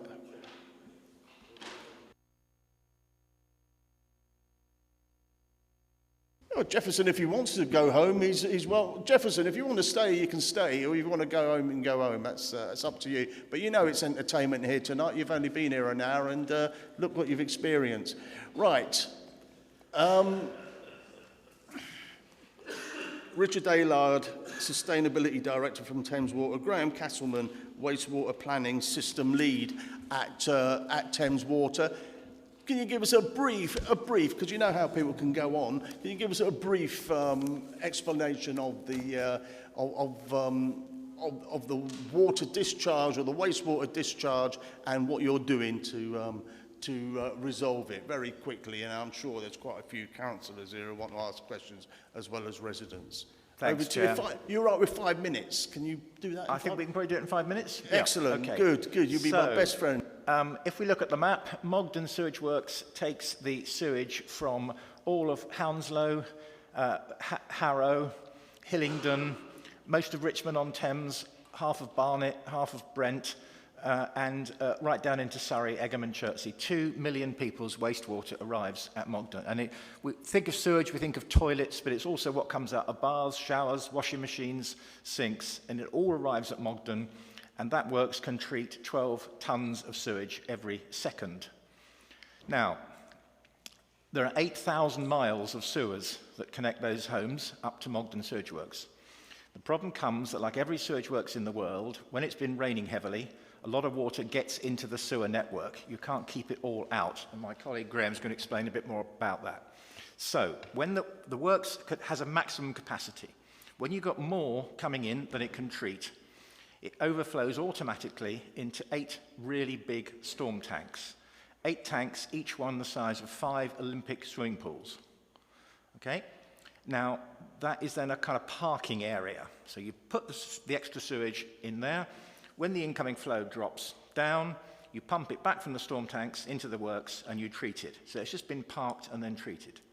The problem comes when the works is at full capacity, the storm tanks are full, and it's still rushing in the door. The one thing you can't do with the sewage works is shut the door. It's a piece of infrastructure that you simply cannot ever turn off. So even when you're servicing it, it's working all the time. Because if you did, as Graham will explain, you'd have horrendous flooding issues. So the problem is that we don't think that any discharge of untreated sewage into the river is acceptable. But the way the system is designed at the moment, that's what we've got. So we're currently spending £110 million over the next 3 years upgrading the works so it can treat more sewage more of the time. There will still occasionally be discharges after very heavy rain. We simply don't at the moment have an alternative, but it will get the system much better than it has been. So that's the situation at the works. I'd now like to ask Graham to spend 2 minutes explaining how this extra rainwater gets into the system. Because we don't want rainwater to sewage works, thank you very much. We don't want to be treating that. It's not remotely efficient. And we certainly don't like the discharges. But Graham will explain how this has happened over time. And we've also got the burst that happened around this time last year down on the Northumberland River. You can pick up on that. Thanks. I can talk about that separately, yeah. Thank you, Richard. So just to get some clarity on what happens to our sewer network and why we get this, what we call a storm responsiveness to it. So we see more flow in the pipes when it rains to when it doesn't rain. It's a legacy issue that is started at the start of the construction of Mogden Sewage Works and the network system in the 1930s. And it's a problem we're busy tackling and we're going to be tackling over the future from now onwards. It comes from simple things like people misconnecting a conservatory into the wrong piping system. One conservatory is the equivalent of about 25 or 26 homes with a foul flow. So you can see you just do 2 conservatories and suddenly you've taken away the capacity of our sewer system for a small development. So we get that, it gets done at that level, as well as these pipes were never designed to be fully insulated, especially in areas where there's high groundwater, because then you've essentially got a open pipe underneath water and it can shift up, and that will cause it to rise, and then it doesn't work as a gravity sewer anymore. So what we've got proposed into the future is a series of work under a banner called the Drainage and Wastewater Management Plans. Those plans are initiated for the entire United Kingdom, and all water companies are doing them. We're doing them specifically for Mogden, and within that Drainage and Wastewater Management Plan, we have very clearly assessed what the capacity of our network is today, how that capacity is going to change due to population growth, climate change, and urban creep, and how that is going to adversely affect our customers because there's going to be increased risk of flooding, as well as an increased risk of discharge from the CSO, from those storm tanks that Richard explained about. The drainage and wastewater management plans will then give us technical solutions where we can offset the effects of that, both in terms of the future impact on climate change and our baseline position, fully recognizing that the performance of our sewer network at the moment is not where we need it to be, and we need to improve it even further.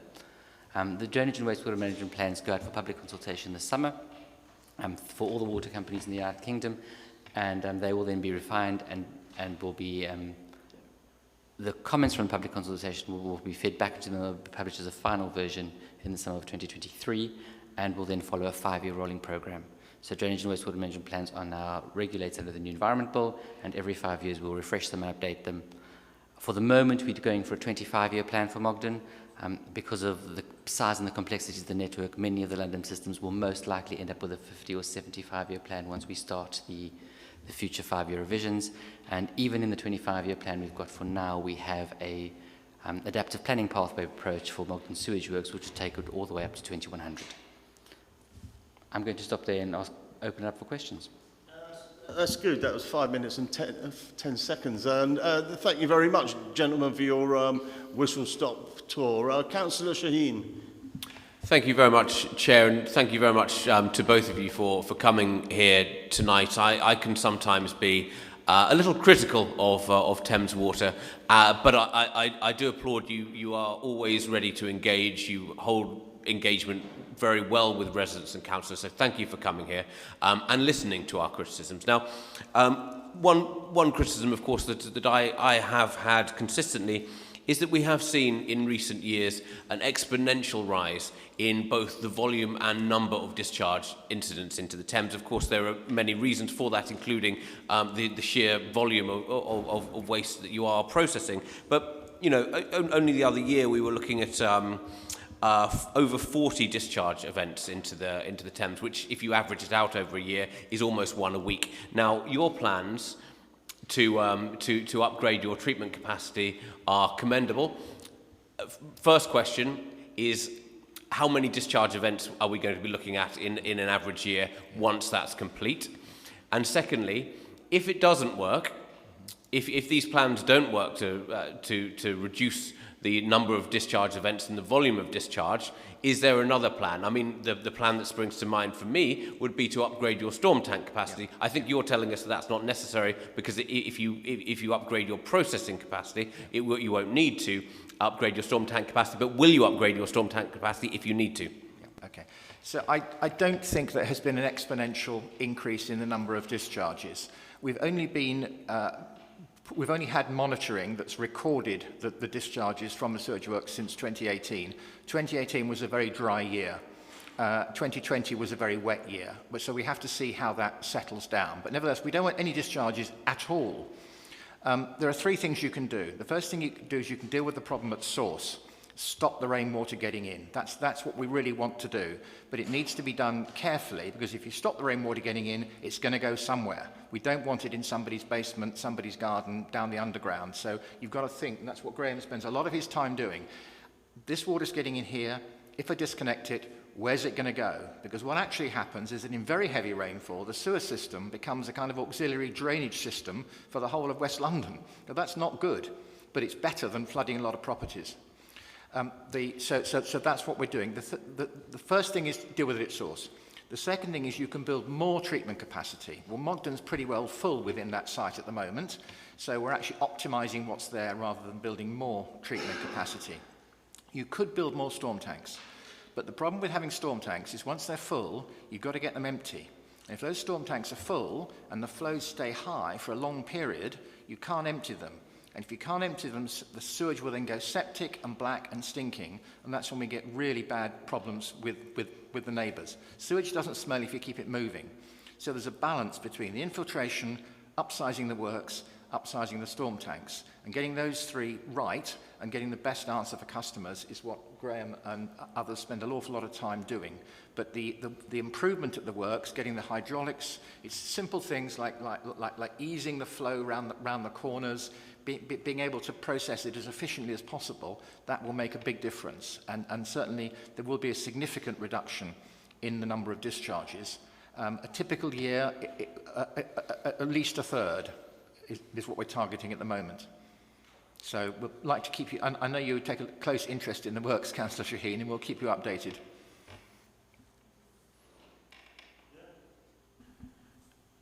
Councillor Guy Lambert, thank you. Councillor Guy Lambert.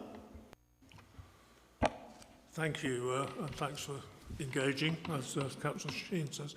I mean, one of the issues that we've had quite seriously in Brentford last year was general drains overflowing and, as you put it, flooding people's basements, flooding their gardens, flooding the streets. There was some effort by Thames Water to clean up the mess, but this is a regularly recurring, and not that regularly. It doesn't happen every year, but it happens every 3 or 4 years in Brentford. Yeah, and if it's your house that floods, it's bad news. I mean, I've been flooded and I know what it's like. And, you know, Graham and I spend our time going around and seeing people who have been flooded. And believe me, our hearts go out to them because it wrecks your life. But, Graham, do you want to talk a bit about flooding? So we need to notice that the flooding we've seen is most definitely a factor of the increase in climate change. Climate change, we've done a lot of research into how the rainfall in London is being affected and how that probably differs from the UK national view on what climate change is going to do. The UK forecast for climate change is a 40% volumetric increase in rainfall. We are not seeing that in London. We are seeing the same amount of rain, but we're seeing it in higher intensity, shorter duration storms, which is more predictable, which is causing flooding. So the work we're doing is to make sure that we are both meeting the UK proposals about a 40% volumetric increase, but we are also understanding that localised flooding is going to be a significant issue in that, and that comes out through the work we're doing through the drainage and wastewater management plans. There will be proposals in there that will work to reduce flood risk. We tend to class flood risk in two types, and as the water company, we focus on flood risk from the sewer. So there's obviously also flood risk from the rivers and flood risk from water that can't get into land drains and things like that. Our responsibility rests at the moment predominantly with flooding from the sewers. We assess it in a 3% probability of happening every year, and we have a good idea of the risk of residential properties at a 3%, and we assess it at a 0.5% as well. So essentially a chance of a 1 in 30-year probability and a chance of a 1 in 50-year probability. And the drainage and wastewater management plans understand those baselines, understand how that's going to change in the future, and propose mitigation solutions so that we can bring that back to reduce the risk down to residential homes. Thank you. A last question from Councillor Mel Collins, also Brentford. Thank you. Yeah, like Guy, we had to deal with an inordinate amount of problems. So the question, my question is this: the July storm that we had plenty of weather warnings. So how, if anything, could you have done anything better to have circumvented the amount of damage that there was in and around the Brentford area? It's very difficult to, I mean, we'd love to say we were able to kind of empty the sewers and have lots of space available for when the rain arrived, but I'm afraid the reality of the situation is that it doesn't work like that. What we have to try and do is make sure that through these drainage and wastewater management plans that Graham was talking about, and I think the point is they aren't our plans, it's a collective plan. So the lead local Flood Authority, which is the council, very much involved with that. Highways Authority is involved, Environment Agency is involved. And it's a collective plan which everyone contributes to and works out how we can find the best overall result so that when those things, when we do get excess rain, it's dealt with as efficiently as possible.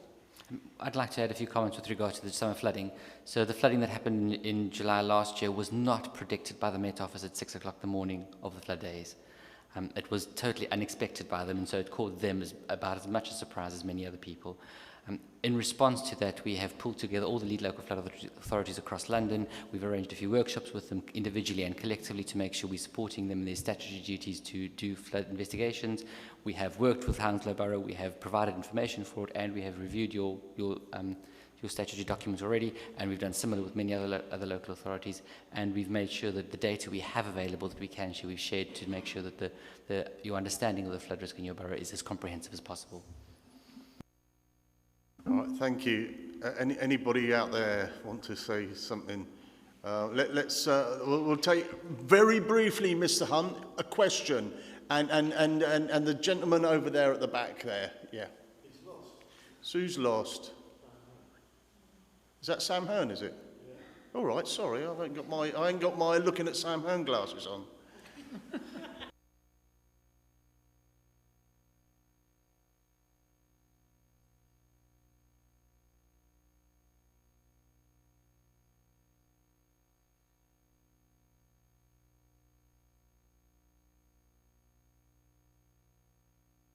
Things in October, we were expecting speakers from Thames Water, but they didn't materialise. And there was a short paper produced for the meeting saying that Thames Water are collaborating with the Met Office on producing maps. I had already seen maps from various sources.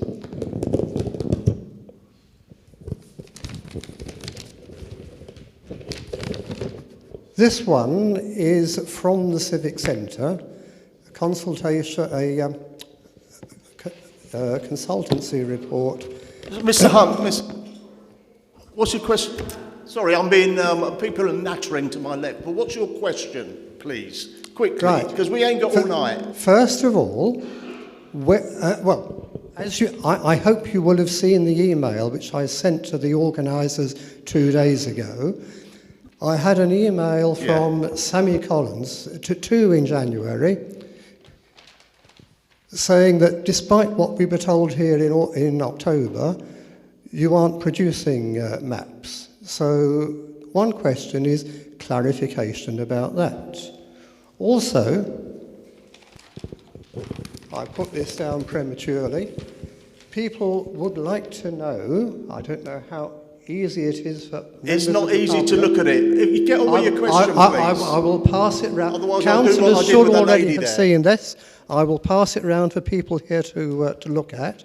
And it shows Council's own map that this part of the borough has a significantly higher rate of what are called sewage incidents than the rest of the borough. Now, it doesn't explain what a sewage incident is, and it doesn't explain over what period the incidents were accumulated. So there are various problems, but this area, according to council information, is the worst. Right. Okay. Mr. Hunt, please pass the mic back, sit down. To paraphrase, can we get maps, and will they be made available?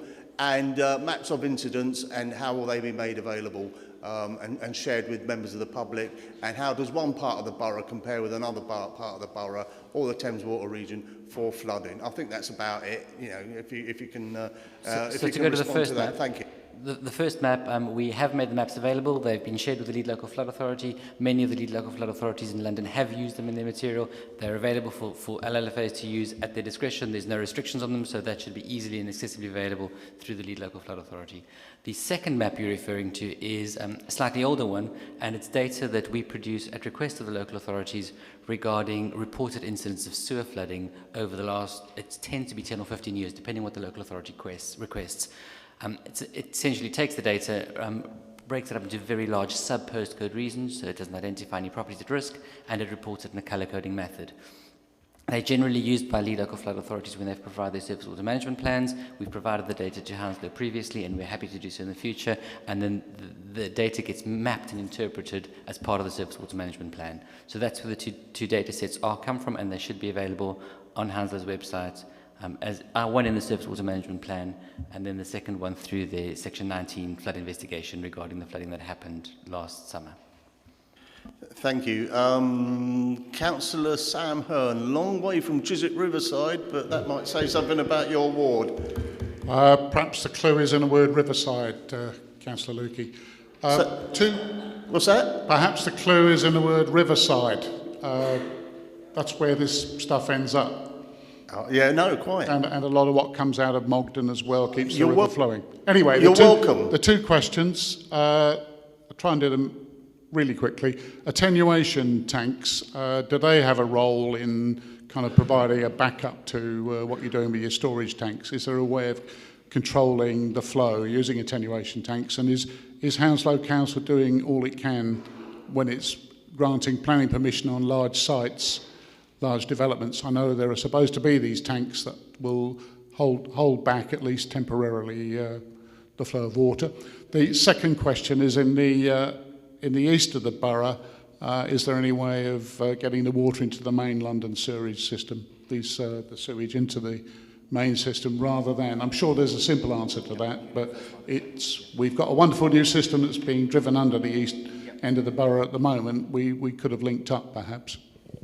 I'll answer the first one, and Richard with the second one. So I'm guessing you're referring to attenuation tanks that are proposed as new developments. Hounslow has excellent policy, matches the rest of the GLA's policy, and most of London's boroughs. You implement it exceptionally well, to our knowledge. You engage with us very actively on that, and all our recommendations are really well listened to. So I don't think it's the process we've got at the moment is working exceptionally well. Regarding their efficiency, they do have a real benefit. And what you'll notice is that in areas of high development, by applying that policy, you actually reduce flood risk to all the neighbours around you. And we often tell residents who do flood, redevelopment in your area is your friend, because it's going to take the risk down because of the good policy. Okay, the councillor's second question was about why Mogden couldn't be connected to the super sewer, which is currently being built under London to deal with the big storm overflows. It's complicated, but at the western end of the super sewer, you can't come closer to the surface than about 30 metres, because you've got the underground, you've got potential impacts on buildings on the surface, and such a huge tunnel. So if you start at 30 metres at Acton, and you then follow the engineering principle of gradient downwards of 1 in 800. More than 1 in 800, you get huge turbulence, and you'll get problems. Less than 1 in 800, it'll silt up. Now you do that, and you end up 80 metres deep at Beckton, which is where you want to pump it out. You don't want to be pumping up from more than 80 metres. If you were going to connect Mogden, you'd have to start 30 metres down at Mogden, you'd be 60 or 70 metres down at Acton, you'd have to build a massive pumping station to bring it up again, to get it into the new tunnel, so it would be a zigzag down. And the cost of building that pumping station and the disruption, these are massive, massive pumping stations with huge pumps. It's just too much. The other thing is, if you did that with all of the flow from Mogden, you'd be depriving the Thames of all the nice, clean, treated effluent from Mogden that actually keeps the freshwater content in the river up. So you'd only end up using it for storm discharges, which, as we said to Councillor Shaheen, we're going to reduce anyway. So the answer is we've looked at it really carefully, and I'm afraid it doesn't work. But I'm happy to talk to Councillor Hoenig about it afterwards, if that will be helpful. Lovely, thank you very much. Look, I think we've got time. That's time on Thames Water. But thank you, gentlemen, for coming. I hope you enjoyed the previous. No doubt you'll be invited some other time as well. Maybe not least Chiswick at some point, but they've gone a bit haywire lately with their area forum events. That's my opinion, though. Thank you very much. And if I'm not going to say you're welcome to stay, because I bet you don't want to. Right. Next item, we've got my old friend Sally Stevens. Who's that fella next to you? From Brentford Football Club, sorry, I didn't recognise. Good evening, Councillor Louki. Robert Gordon-Clark from London Communications Agency. We advise the club. And I'm delighted to be here. Nice to see you all. Thank you. They need a lot of advice, yeah, after last night's debacle. But then I know you're not talking about the team. By all means, just sort of cosy up if you like. You want to sit closer in? Okay. Are you all right for a quick whistle stop, Sally, and then there'll be some questions? All right, thank you. Very quick. Okay, thank you very much for having us here. We wanted to give you a very brief update on Brentford Community Stadium, how we're settling in and how things are going so far in our new home. There's a nice picture there of our head coach, Thomas Frank, being held aloft at Wembley when we got promoted to the Premier League, which hopefully most people will be aware of. It's most successful season in our history. I'll flick on. So we've moved into our new stadium in September 2020. Obviously, we weren't able to have crowds initially, but we have now had 64 games at the stadium, 48 for Brentford and 16 for London Irish. That's around 340,000 fan visits to the stadium. Getting to the Premier League has obviously been huge for us, and all of our games are broadcast to around 192 countries with a global audience of 104 million. And I'm reliably informed that there's been 1,860 articles about Brentford during that time. So we are well and truly putting Brentford onto the map alongside Hounslow, as Councillor Curran referred to earlier. And it's a mind-boggling 13.9 billion social media impressions. So Brentford is really out there as a result of us being promoted to the Premier League. Oh, is that flicking? No? Oh, there we go.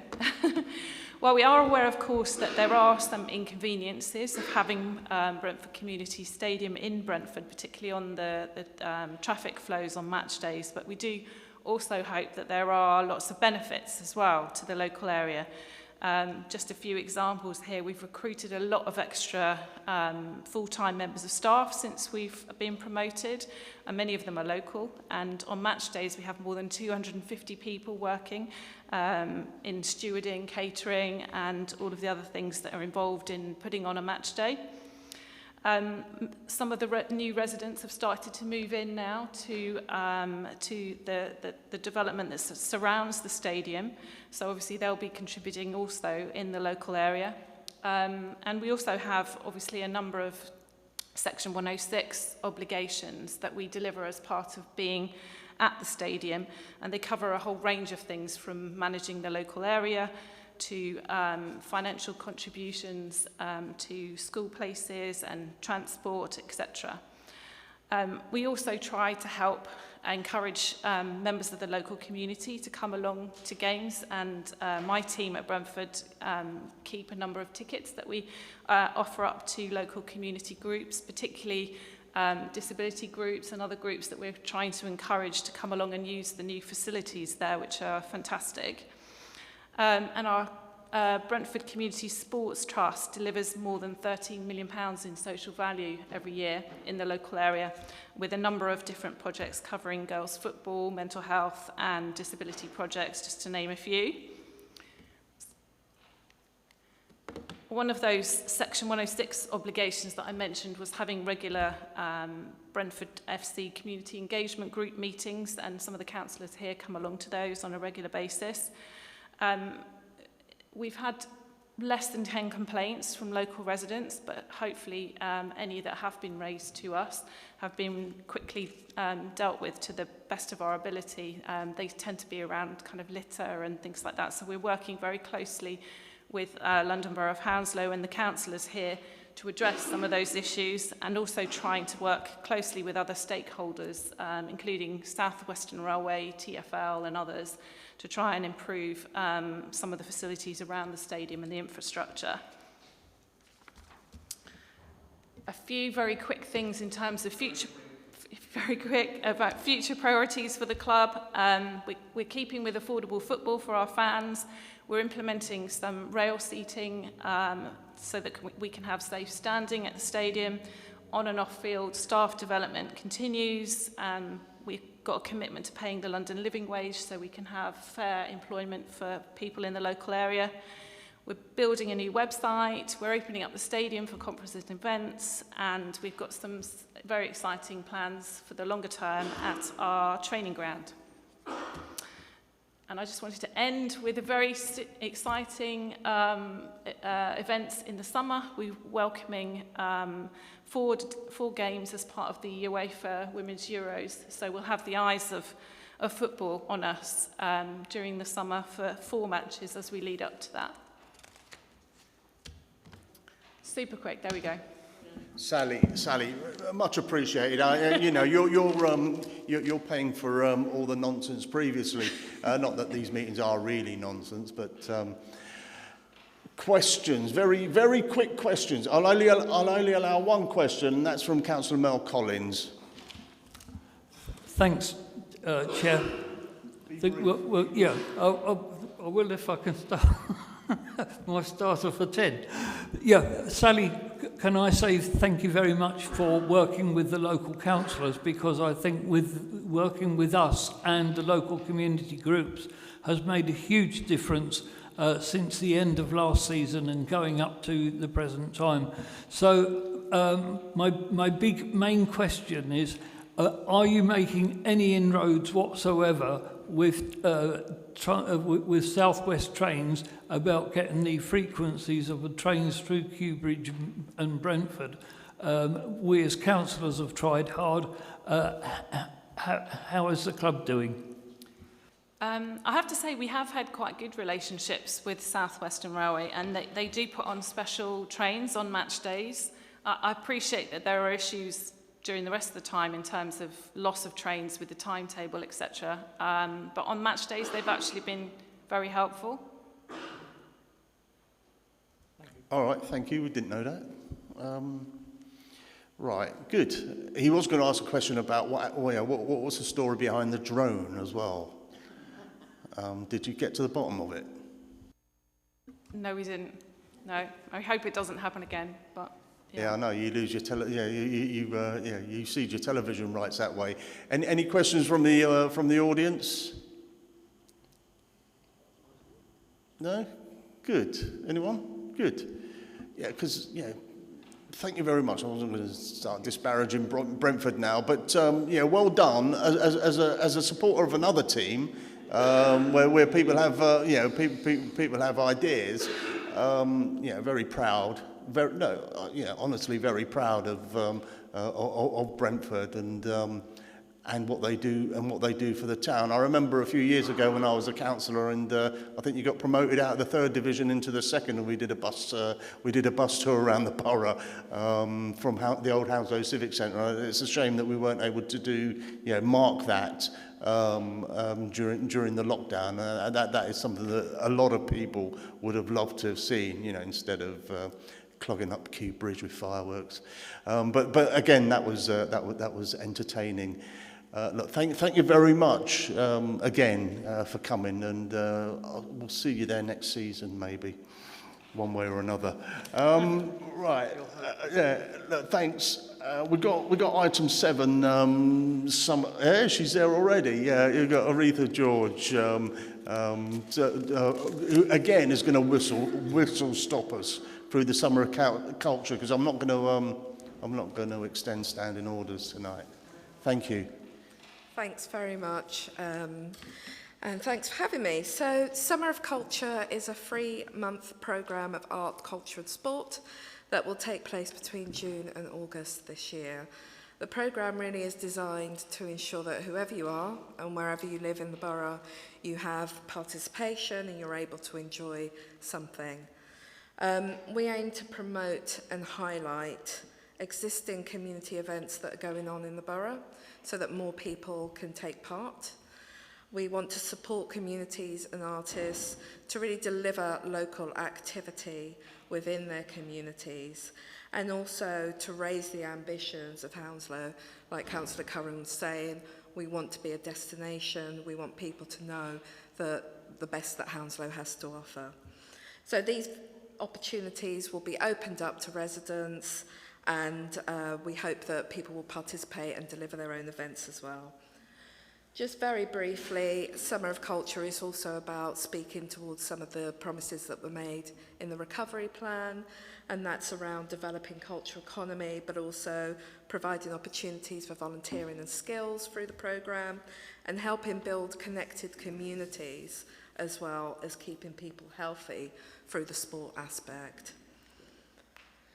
The events and activity will highlight the spaces of Hounslow, so really put a spotlight on Hounslow. It will celebrate the diversity of the people living in Hounslow, but it will also profile the place. So with the Women's Euros coming in July, there is a spotlight not just on sport, but also on the borough, and we want to make sure that people know what we have to offer and can participate. Very briefly, the Women's Euros, as was mentioned, will take place in July. There is a big legacy programme around this, which is to encourage more women and girls, not just into football, but also to look at coaching and refereeing. And our leisure team are working very closely with Brentford Football Association and various sports providers across the borough to reach those targets. So we've heard from several groups. I just want to say a little bit about the engagement that we've done to date. I'm speaking at various forums to hear people's feedback about what they want to see, what they want to do. We've been putting information out in Hounslow Matters, but also newsletters. We have various development workshops going on in our libraries, and there's been a couple of briefing sessions that we've done online, all of which have been well received by the community. And this is some of the things that people want to see. So exhibitions, theatre, poetry, but really about how people come together, share their culture with others. Very briefly, we do have a community grant, and this sits within the Thriving Communities.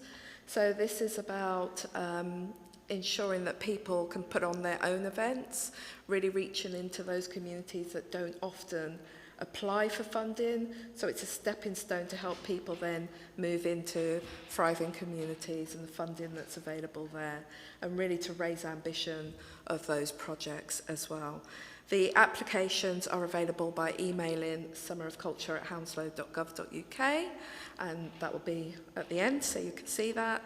The application deadline is the 28th of February, and there are one-to-one surgeries if people are interested in getting a bit more information about their ideas. So the final slide is that we really want to hear from the community about what events you already have planned and that might be taking place between June and August, so that we can really promote that, celebrate it, and encourage people to attend. If you're happy and if you want to put in an application, then do email the email address at the top of the screen and let us know, and we'll send an application through. And also, if you have any ideas about what you want to see and do, there are comment cards in our leisure centres, in our libraries. Please drop in and give us your suggestions. The end. Nice one. Thank you very much, Aretha. Very brief questions from councillors, although they should know because we've been receiving stuff. And Councillor Collins and then Councillor Lambert.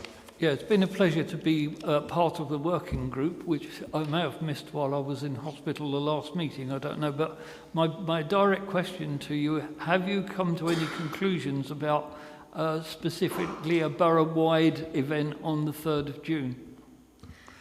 Do you mean referring to the Queen's Jubilee? Right, so there is a separate but parallel strand, which is around the Queen's Platinum Jubilee. We are looking at beacon lighting events, which we hope will launch Summer of Culture on the 2nd. But there'll also be events like planting. We're encouraging people street parties if they want to, and we've put various processes in place to help people do that, as well as toolkits to help people navigate the council system if they want to put on their own events. Thank you, Aretha. Thank you, Councillor Collins. Councillor Guy Lambert. Thanks, Chair. Aretha, June isn't so far off. We know about the football. What else do we know about that's going to happen? Some of these events we would hope to be being developed before the grants are being divvied up. Well, there's 3 elements to it. So the first is the community events that already take place and how we celebrate and promote those. Many people are sending in their ideas now, and we're sending back pro formas so that we get a really good idea of where they are and what they're doing so that we can promote that. So those things are happening and are coming through at pace.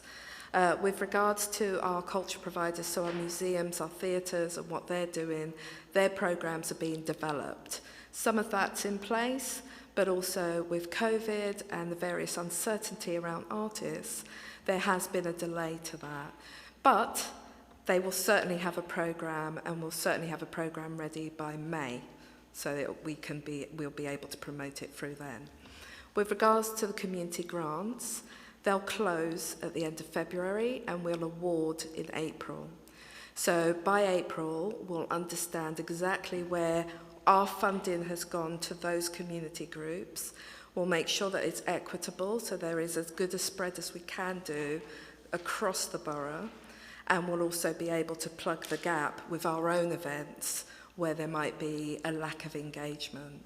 So all of those things are happening now. We are talking to our cultural providers, our historic houses, our theatres to build that programme. Thank you. Is that right, Councillor Lambert? All right, any quick questions or comments from, questions preferably from the audience? Christine Dywell.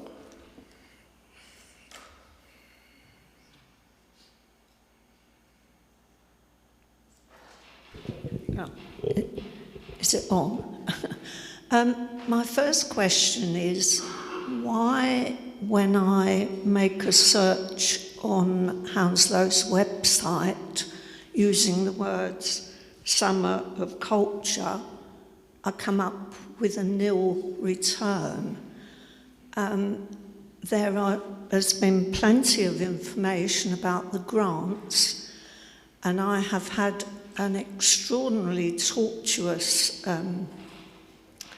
email trail trying to explain that the Hounslow Heritage Guides would be very willing to try and coordinate their summer programme of walks into what you're doing on the Summer of Culture. But all I keep being sent is information about the grants. We don't need a grant. Okay. If I could finish, okay, please. Christine. If I could finish just with my second question. Come on then. With my last point, that only today I had an email saying that when it's available, they'll let me know that I can put things forward. But we're trying to plan our programme now. I can't wait until April. We can't wait until April to coordinate it. No, absolutely not. And we don't want people to wait till April, which is why I'm here promoting this and trying to get people to send their ideas through now.